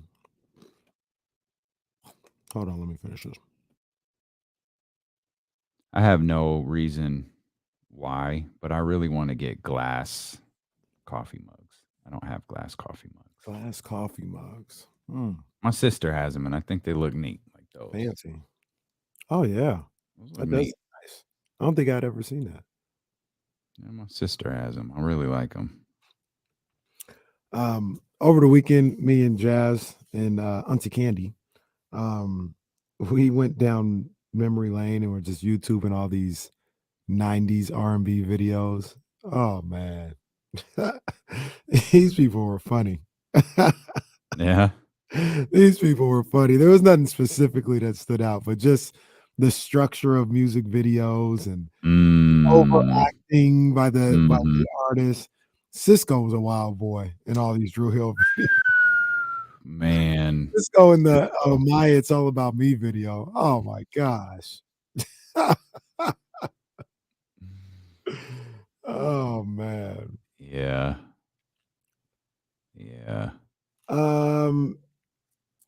We've done a lot of nesting over the last couple of days. Yesterday, one of the reasons for all this is she's had people coming over, cleaning up, making sure everything's good. And it is on 100 right now. It is on 100. So, but I think we're good. I don't want to speak too soon, but I think we're good until it's time to deliver. I think we got everything taken care of. But yeah, she was nesting on 10,000. She went and got ham and a turkey this morning. Oh yeah. Yeah, it was some place too, like out in Carmichael or something like that. Okay. I guess the lines were crazy. Like they open at 7. And Wow. if you get there at 7, you're too late. Like the line's gonna be wrapped around. So she left. I was supposed to get up, but she left without me. And Damn. she yeah. It's I don't know what the place is, but What is so special about this turkey? I don't know. I mean, I guess it's good. I think we've done it before and it's good, but yeah, the lines are crazy. Ain't no turkey gonna make me wait in line. I think maybe it was a honey baked ham. I don't know, Rob. I don't know. Ain't no honey baked ham gonna make me wait in line either. Although I did wait in line when Burger Patch was a pop-up and not a restaurant, so I'm full of crap because I waited in line for them. So Are you guys ham or turkey people? Ham. Well, neither. My fault. Oh my gosh! Do they have salad here? What? No, are you okay? Do we need to go for another menu? What? But those mushrooms look good though. Oh, fuck up. There we go.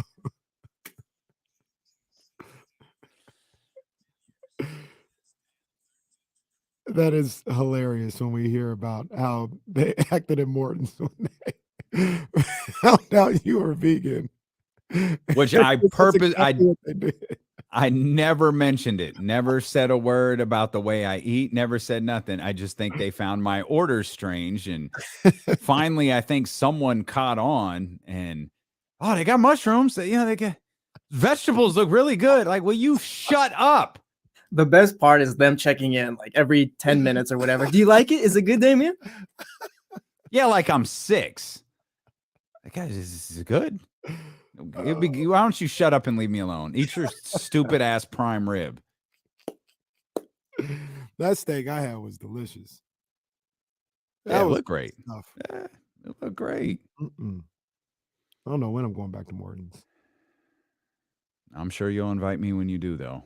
Come on, David. Kenny Caraway's big celebration dinner at Morton's. If I'm ever with Sideline Sarah, that's when I'll go to Morton's. Remember? Oh, that is. She was like, "Oh, I'm hungry. Hey, you guys want to go to Morton's?" I'm like, what? No, I'm.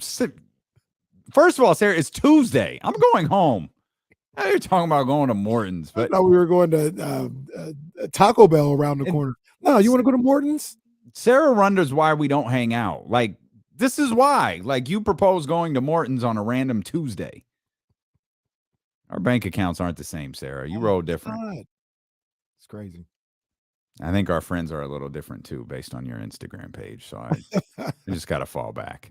I got to fall way back. Sideline Sarah, but she might be out there for the playoff games.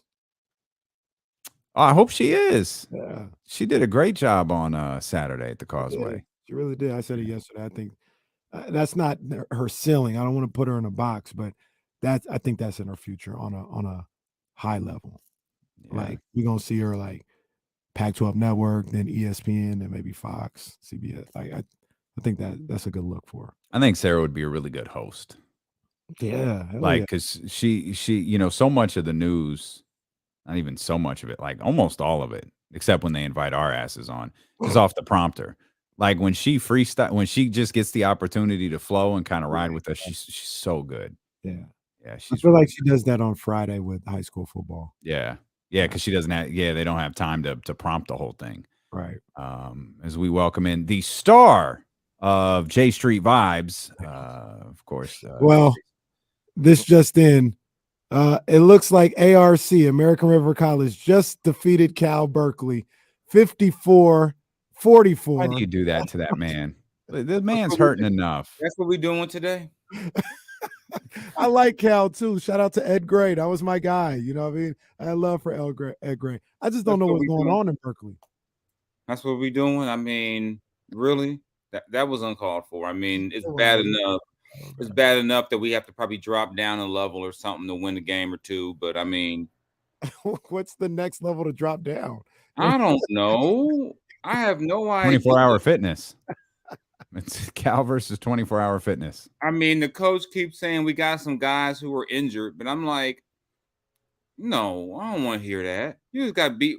I mean, and it's not like they're getting beat on some upset shot at the end. Like, they're losing the entire game. Like they're chasing Southern all night. Well, like I said, they're rallying to try to get close to you. I mean, I don't know what it's like I said though. On the bright side, you do have the axe, and we didn't talk about this, Damian. Oh, David Shaw, might be time. No, it's not. It doesn't matter. We've been over this a million times. I thought they what turned Stanford does, it doesn't matter. I thought they liked football after what they got with Harbaugh. They got a taste of it and they wanted more. Now they're back to not caring. They like it. It's cool. But if David Shaw can get kids in there to play football and graduate, that's what Stanford cares about. I don't think David Shaw's job is even remotely in danger. I can't imagine that it is. I mean, he had some success, and I mean, eventually he'll probably find some like genius kid quarterback somewhere, like in Texas with like a 4.3, and then all of a sudden that'll be their new guy. Who was the last quarterback? Was there somebody after Luck? I can't remember now. Yeah, there's somebody that's he's like a backup now that some fan base was clamoring for. Like that's kind of the crazy thing. He has NFL players on the roster every year. Like the offensive linemen go to the NFL or whatever, but I don't know, it just hasn't turned into success as of late. But if you guys are right, which you probably are, if he stays, I'm not mad at it. I'm just saying, like, yeah, I don't know what's going on at Stanford. We also don't know how Stanford manages NILs either. There's that. Because if David Shaw is at a competitive disadvantage when it comes to NILs, how can you terminate him for it? Like he's literally competing against millions of dollars now. So, but every school is different in terms of how that stuff is handled. I do want to point this out before we get to the Kings. With the gray and the white and the black Raider cap, and then the athletic, the beard looks exceptional today. The gray and the, I mean, it's this is the Jason Jones vibe here with that gray and the beard and the gray all around. That's a good look, Jay. The ladies are tapping in and they're saying Jason Silver Fox Jones. Yeah. I thought about dyeing it back in the day. And then someone said, once it's been seen gray, you can't try to double back like it wasn't gray. LeBron did it. Well, LeBron's rich. Remember? No, there's that. Remember all the grays he had in 2016 when they made that run? He had a bunch of grays. Now that's jet black. Yeah. Then LeBron also goes from having hair to no hair to, I don't know. Yeah, I just saw them a second ago. His hairline, he just looks exceptional when he's not playing basketball. Like his hairline's like everything's perfect. And now I know how it happens. Like I know exactly what they do to get LeBron looking good there. That works. So we'll go from the Silver Fox to De'Aaron Fox. De'Aaron Fox. Thank you. Yes. De'Aaron Fox named Western Conference Player of the Week. How long do you think the NBA realized? Yeah, let's give De'Aaron the nod. You know what would be great? You know who's earned it over here in the Eastern Conference? Let's create a little storyline here and give our players of the weeks to De'Aaron Fox and Tyrese Halliburton, both of which earned it. Yeah. Well, I mean, De'Aaron's gotten it before, and generally when the Kings do well, I call it kind of like the NBA shock value. Oh my God, the Kings have been good for like more than 3 days. Whoever the reason that is, they get player of the week because that doesn't happen. And he's had it 2 times before this, I think. Yeah. And every time, and so he's definitely earned it. And so I think it's, because it's a kind of award that doesn't really mean anything. It's like it's a cool little recognition, but it's not like, someone's gonna like lose their job if they don't get it. I think it's cool that Tyrese got it as well, because Tyrese had a hell of a week too. Mm-hmm. I think it's more cool than anything. I mean, there's always about 5 guys in each conference who could, make claim for the award. But I think right now the Kings have all the good mojo. They've got, Star Wars beams shooting out the arena and all type of stuff going on. So, they're getting actually some positive love nationally. Like, and you can tell the shift because now they're actually watching them before they write about them, as opposed to writing things about the Kings that clearly show they haven't seen them do anything.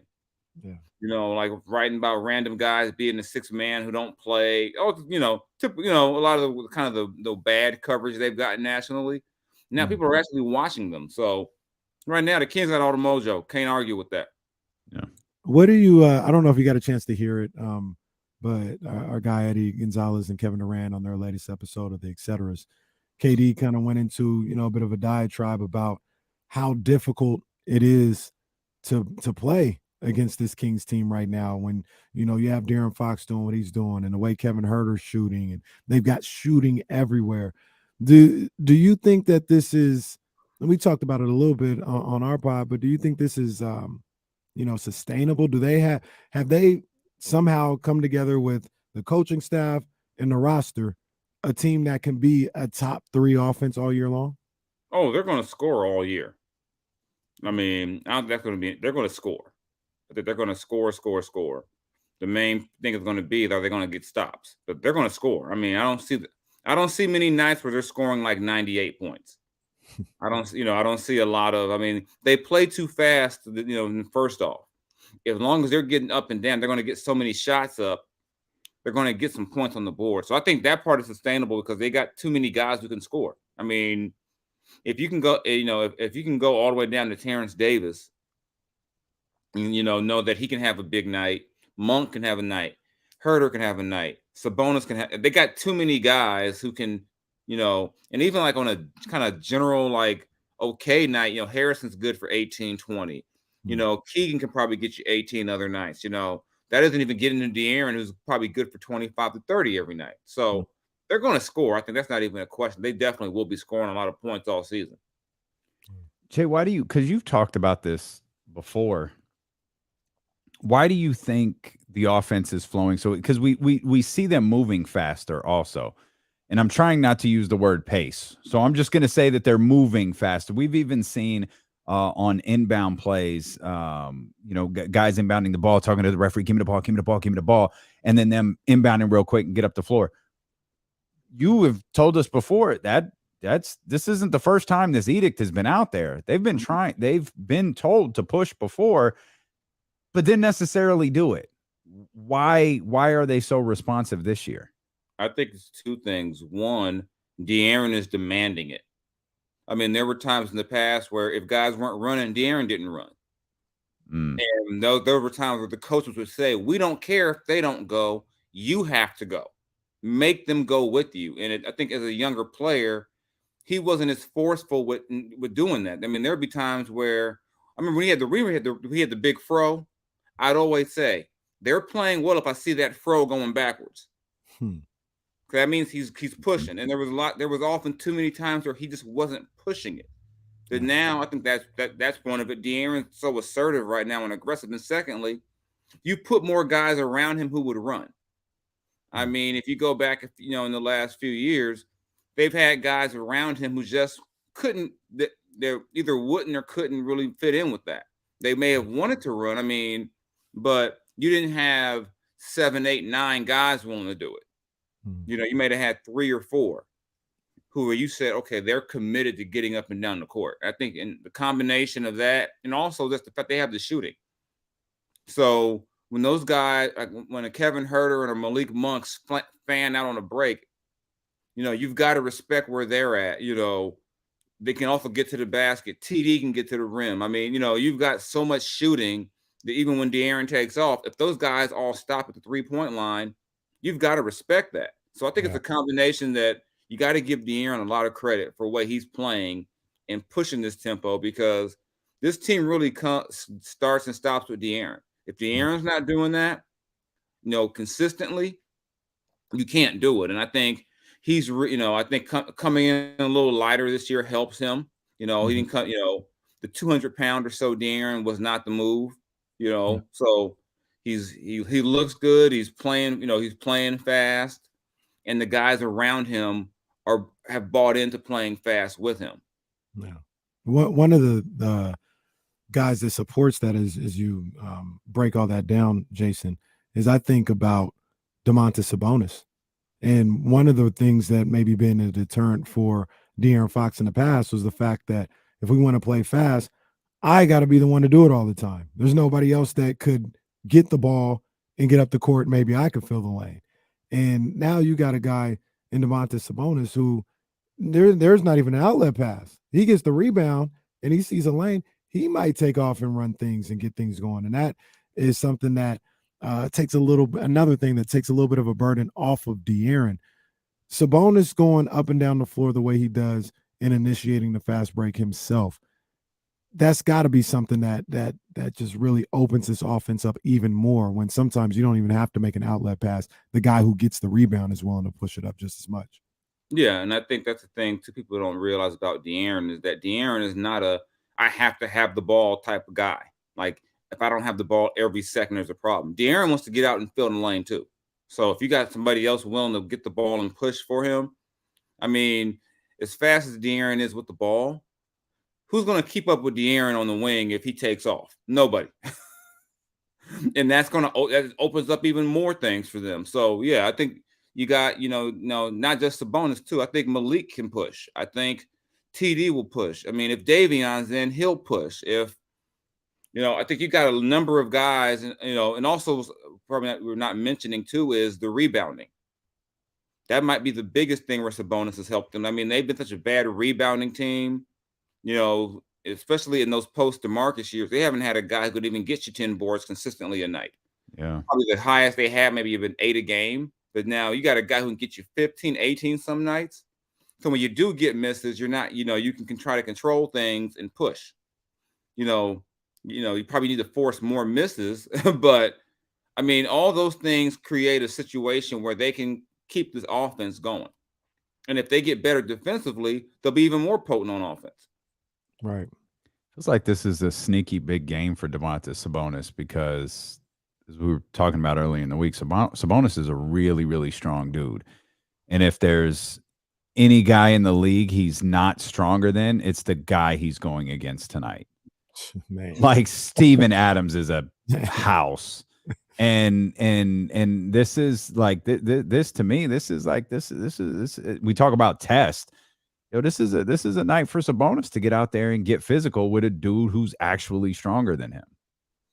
Yeah, or maybe you say, you know what, I'm not going to mix it up with Aquaman. I'm going to go out here about 15 feet and put him in some, make him uncomfortable. Sometimes it's the smartest thing to do is to not try to go power for power with a guy like Adams, Yeah. But yeah, this is a good match. I mean, he's played against Steven Adams plenty of times in his career. Some of those times, especially in Indiana, he had Miles Turner with him. Now it's all on him, just in terms of the physicality standpoint. But this is a good test for him. I mean, he may also benefit from the fact that their backcourt could be a little depleted, and maybe that opens up things on the perimeter more. And they don't need as much from Sabonis. But this is the reason why you have him for games like this, where teams have traditionally pushed the Kings around, because they didn't fear anybody in the paint. Now you have a situation where Steven Adams, no, he's going to work. He's not going to be able to walk in and get his 20 boards because no one's going to stop him. Yeah. Wow. We talked a little bit about the defense and the defensive end, and you talked about how if they can do something on the defensive end, that's going to make their offense even more potent in the way they get up and down the floor. Do you think they can do something on the defensive end? Do you think this team is capable of being better, or is this kind of who they are? They got to be able to be better because they show they can be better in spurts.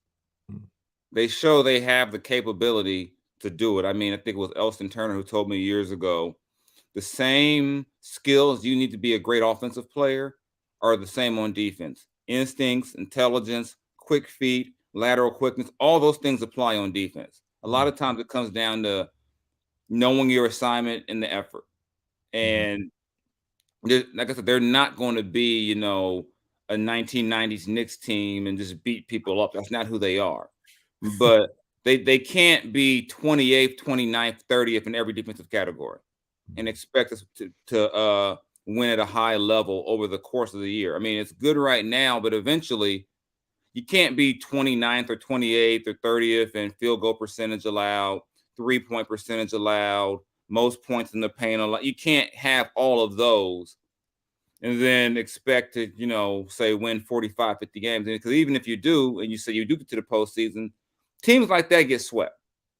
because the good teams are not going to allow you to do what you want, and they're going to make you slow down and execute.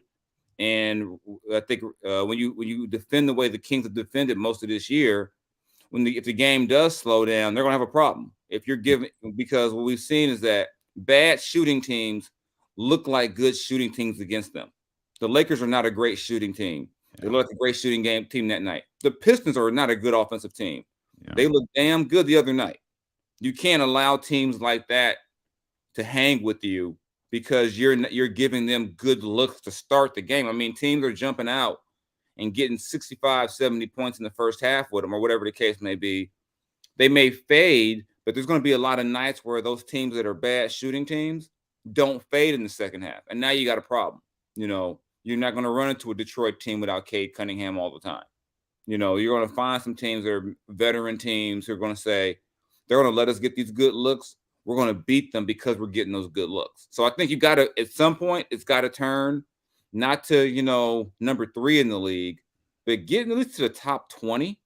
Mm-hmm. You know, I think that in the last 16 years, the best they finished was 19th.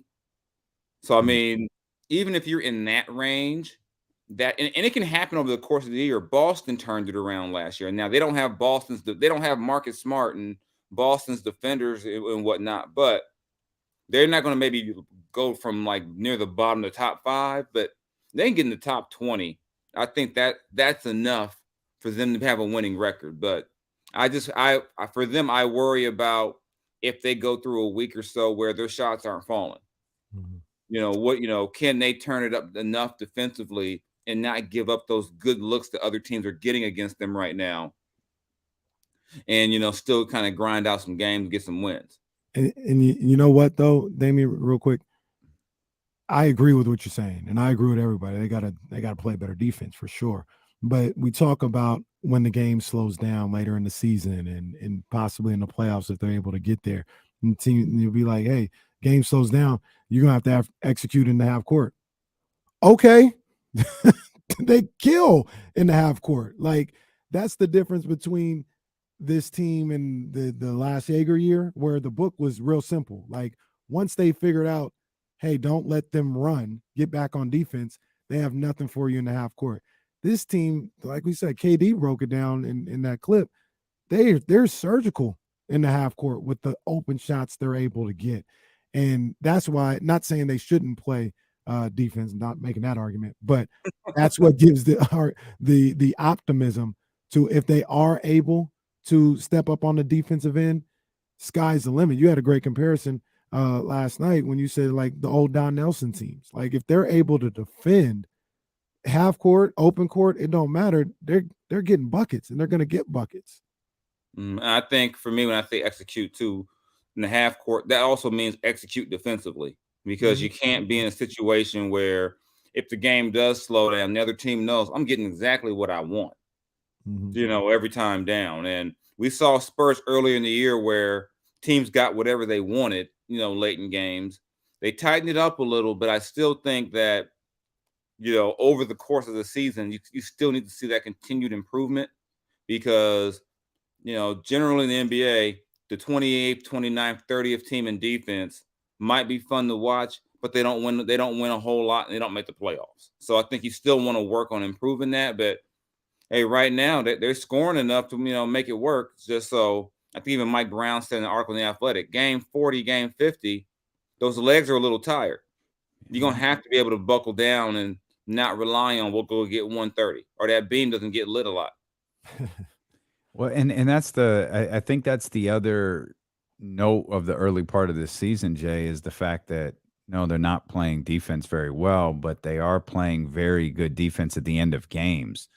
And we saw that against Detroit. Like, they just let Detroit light them up until the final 5 minutes. We saw this with the Lakers. The Lakers got super comfortable shooting threes. They got super comfortable shooting, period. But then they locked them down in the last handful of minutes. And I don't know what that's telling us. The team's clearly capable of playing defense, but obviously for a short spurt. And I'm not, we used the analogy earlier, like that defense seems to go from 0 to 10 quick. it sits at 0, but it finishes at 10. There's not a lot of in between. Can we get a 4 or a 5 somewhere in there, like in the second quarter or the third quarter, Yeah. where you hold the team to 21 points in a quarter or something like that, or 20 points in a quarter? Yeah, and they're going to have to find that. And the thing is, the two examples we just used, those aren't exactly two very good teams right now either. Sure. They go on this trip, they're going to see some teams that if you let them hang around, they're going to make you pay for that. I think, Lonnie Walker and Pat Beverly shooting late is a lot different than DeJounte Murray and Trae Young shooting the ball late. So, I think, as we see the competition begin to pick up and you see a Jaylen Brown and a Jason Tatum and a Malcolm Brogdon, you start seeing guys like that. Those are going to really test you to where you can't try to turn it. You can't try to go from 0 to 10. You better be on 5, 6, 7 from the start. And one of the problem they've had this year is that teams have gotten comfortable early and they've had to ramp it up so much late. You're going to run into some teams that are going to say, it's too late. We're already clicking. You can't slow us down. I mean, they were able to escape against Cleveland because Donovan didn't get going early, but Donovan put a scare in them. I mean, that's an all-star level player who basically got what he wanted for almost an entire half. Now you start seeing more and more guys like that, you're gonna have a problem, I think. So they've shown they can. To me, that's the more maddening part about it. If you show you can do it late, do it the entire game. Well, at this rate, do it half the game. Don't get comfortable giving up 115 because that's just not, to me, over the course of 82 games, it's not sustainable. So what are we, 15 games in right now? I mean, it's not, I think it's too early to say this is who they're going to be all year, but I think you've seen signs that it's gotten better.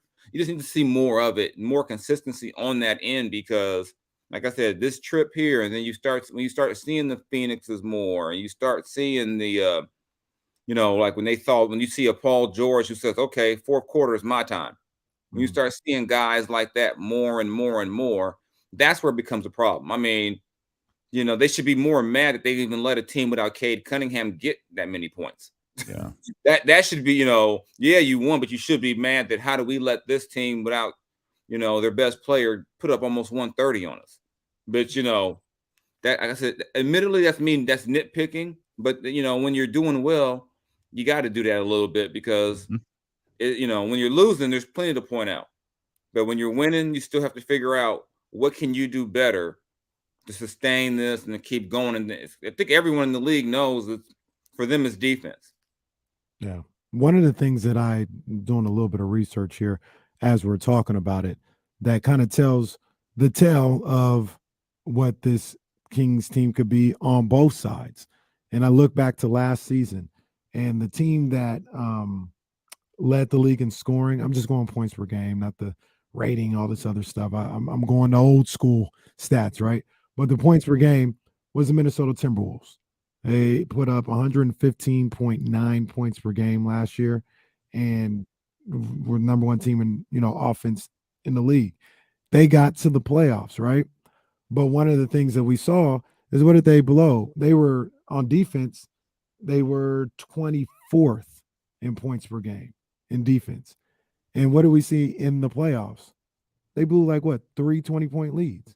Because when you play against those good teams, if you give them opportunities, it doesn't matter how much you score, they're going to find a way to get back into the game. And Memphis really stole 3 of those games in that series, but that's because Minnesota didn't play any defense. On the flip side of this, you look at last year's numbers as well, and I think Memphis, I think I got this correct. Yeah, they were number 2 in points per game last year. They averaged 115.6. They were 12th in points per game given up, allowed in the league. They were able to win a playoff series because of that, right? Because when they were able to get it done and on the defensive end, that allowed them to win close games against a team like Minnesota or anybody else. They went 6 against the Warriors and things of that nature. But, possibly I say all that to say that's what we're possibly talking about. A team that may make the playoffs and get bounced because they can't stop some of the good teams when they need to, or a team that can kind of get themselves together, be middle of the pack defensively, and who knows, you may be able to get a series or two in the playoffs because of that. Think about this: Minnesota had to win a play-in game to get in, and I believe that was a very emotional playing game, if I remember correctly. Yeah, it was the greatest playing victory in history. I mean, by far. But they, with all the talent they have, that would be us. That would be us this year. I'm not even fronting. I already know the Kings get a playing game and win. There's going to be a parade that night. I mean, Yeah, the difference is Pat Bev has been to like conference finals. What are you doing crying over winning a playing game? You always bring up Willie Green shedding a tear at the end of the series. He was Viola Davis crying out there on the playing game. I never said about Willie Green. That must be my man over here. But that's your partner. Willie Green was crying with 3 minutes to go in Game 6. Why are we crying? Why?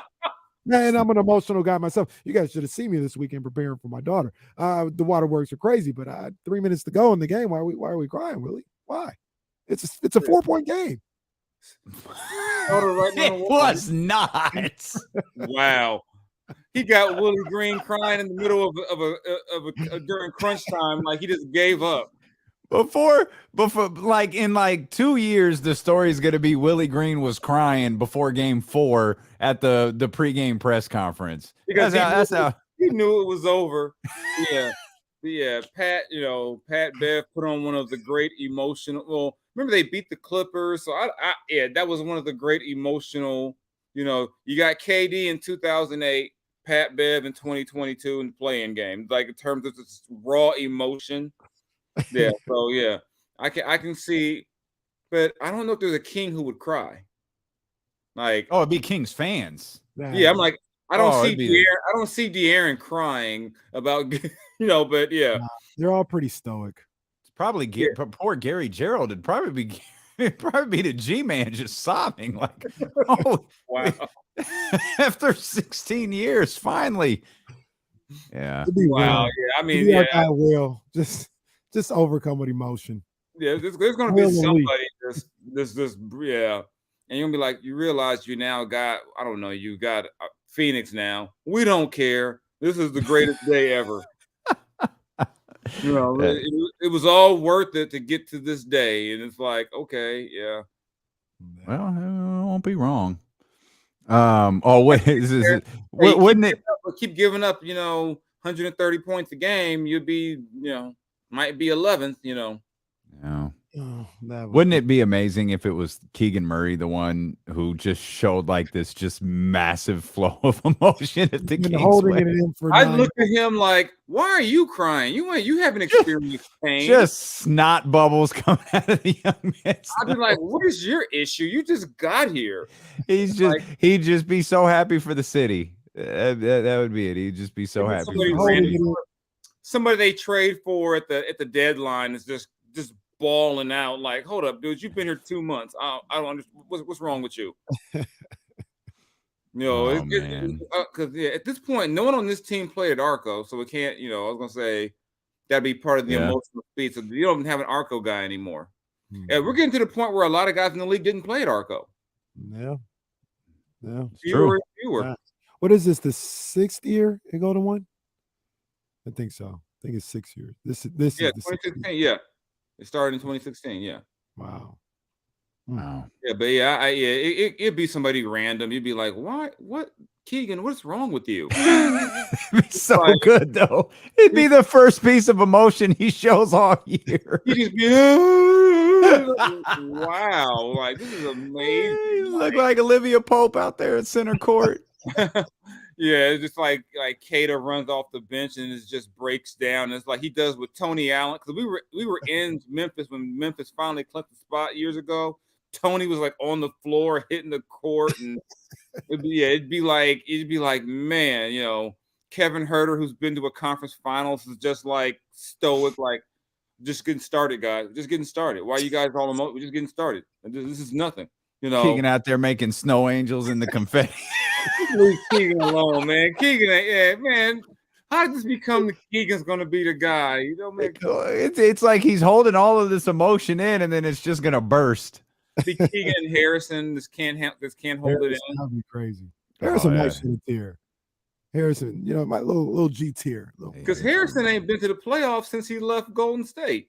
Oh, since 2016. Man, yeah. He might really need to shed some tears if they get in. Because he'd be like, he might have really thought it never happened again. Like, I got dropped off, you know. He avoided the misery by the Kings passing on him to take Thomas Robinson. Then he ends up here and he never sees the playoffs again. Well, Harrison Barnes goes off into a world of philanthropy. You know, I can see Harrison like being like a college professor eventually, you know, doing all these great things and just be like, man, it was great when I was in the playoffs back in the day. It's happening this year. Let's go. Harrison's I'd be happy for Harrison. I like Harrison. I like a lot of guys on it. I'd be happy for him if they could, you know, experience that. Because it's crazy that in a sport where 16 teams get in, that the Kings haven't just gotten lucky once in like the last 16 years and stumbled into 8. You know, we joke about it a little bit, and I don't think this would happen. Wow. But I could see Fox getting a little emotional. Fox has been through. Oh yeah, I can see that too. A lot in his 5 or 6, and he's not an emotional guy, but he's been through a lot in this time, and I could see him. I don't know about a tear or two, but I can see De'Aaron making a smart comment like, "What the hell are you guys so emotional for?" I could see it go the other way. He'd be like, "Okay, yeah, we're in. I thought we would be in. So why are you guys acting like this? We got a game. We got a game in 3 days against a good team. Calm down." I can see that. De'Aaron going the other way. It could be either or. There is no in between for Fox. Yeah, I mean, they're going to be. That'll be the whole. I mean, I don't know why we're talking about this and before things. Because we're making the playoffs, Jason. That's why. We've completely just skipped past the All-Star. We've skipped past De'Aaron being an All-Star. We're like, well, when they get in the playoffs, you know, will Mike Brown shed a tear? You know, will Doug speak to the fans after the game? That's who'll cry. Doug will shed a tear. That's who it'll be. Vivek will cry. Yeah, I could see that. Vivek will cry because he'll say, "All you guys laughed at me all these years. Now look at me now." He is not going to say that. This got way out of hand. He's going to get on social media. You know, he's going to be cussing on there about lighting the beam. It's going to get real rowdy. It's going to get real rowdy. I want to be there because I just want to sit there with some popcorn and a glass of brown alcohol and enjoy the scene. This is my fault. I just want to, yeah.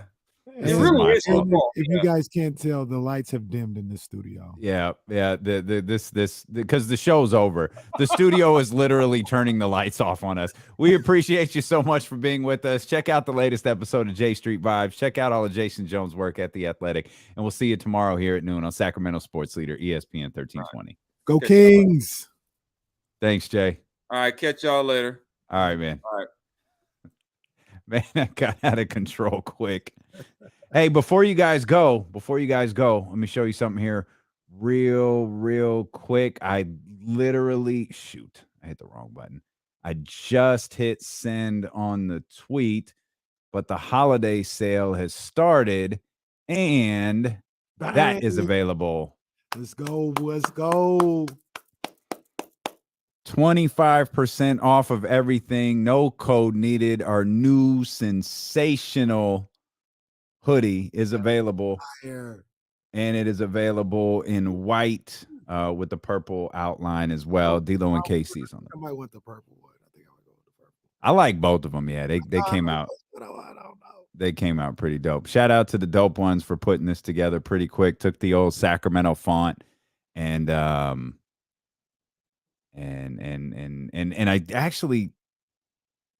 think it was Kyle Matson's idea. Kyle Matson shot this to me and was like, yo, if you change Sacramento to sensational, how great would that be? So shout out to Kyle Matson and I think it was Kyle's idea. Shout out to Kyle Matson and the dope ones for putting this together. But there's our little tribute to Terrence Davis. 25% off everything now until Sunday. Our Purple Friday sale has started. So go ahead and get on it, man. We appreciate your support of us and the website and all of this stuff. So, Dr. Davey, man, you're a wild boy, man. Dr. Davey.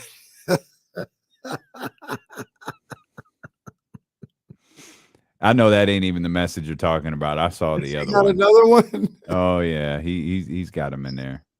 Yeah, I'm back about 2-3 minutes ago. Yeah. Oh yeah. I saw that. I saw that. Yeah, the purple one is perfect. That purple line that we use is really it's a great King's purple. Yeah, It's a great King's purple. I got my list ready, Damien. Sure you do. I do. I got to email it to you. I'm sure Jesse and Charlie do also. Can y'all hit the thumbs up before you go? I think we eclipsed. No, we didn't. Can we get a couple more thumbs up just so we get to 200 and then maybe we're past 200. My bad. Okay. Appreciate y'all. Thank you. Now get us to 300. If you haven't hit the thumbs up yet, man, please do. Let's go get them drinks and watch some Kings basketball. Yeah, man. Damn, somebody ordered. Who ordered it already? It's got to be Delivery Joe. It was 100% Delivery Joe. Damn, Delivery Joe. Appreciate you, fam. Damn, Delivery Joe. Joe very much does. I think he also does own everything on the website, which we're very, very thankful for.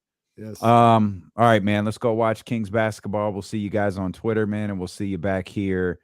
We'll see you back here at noon.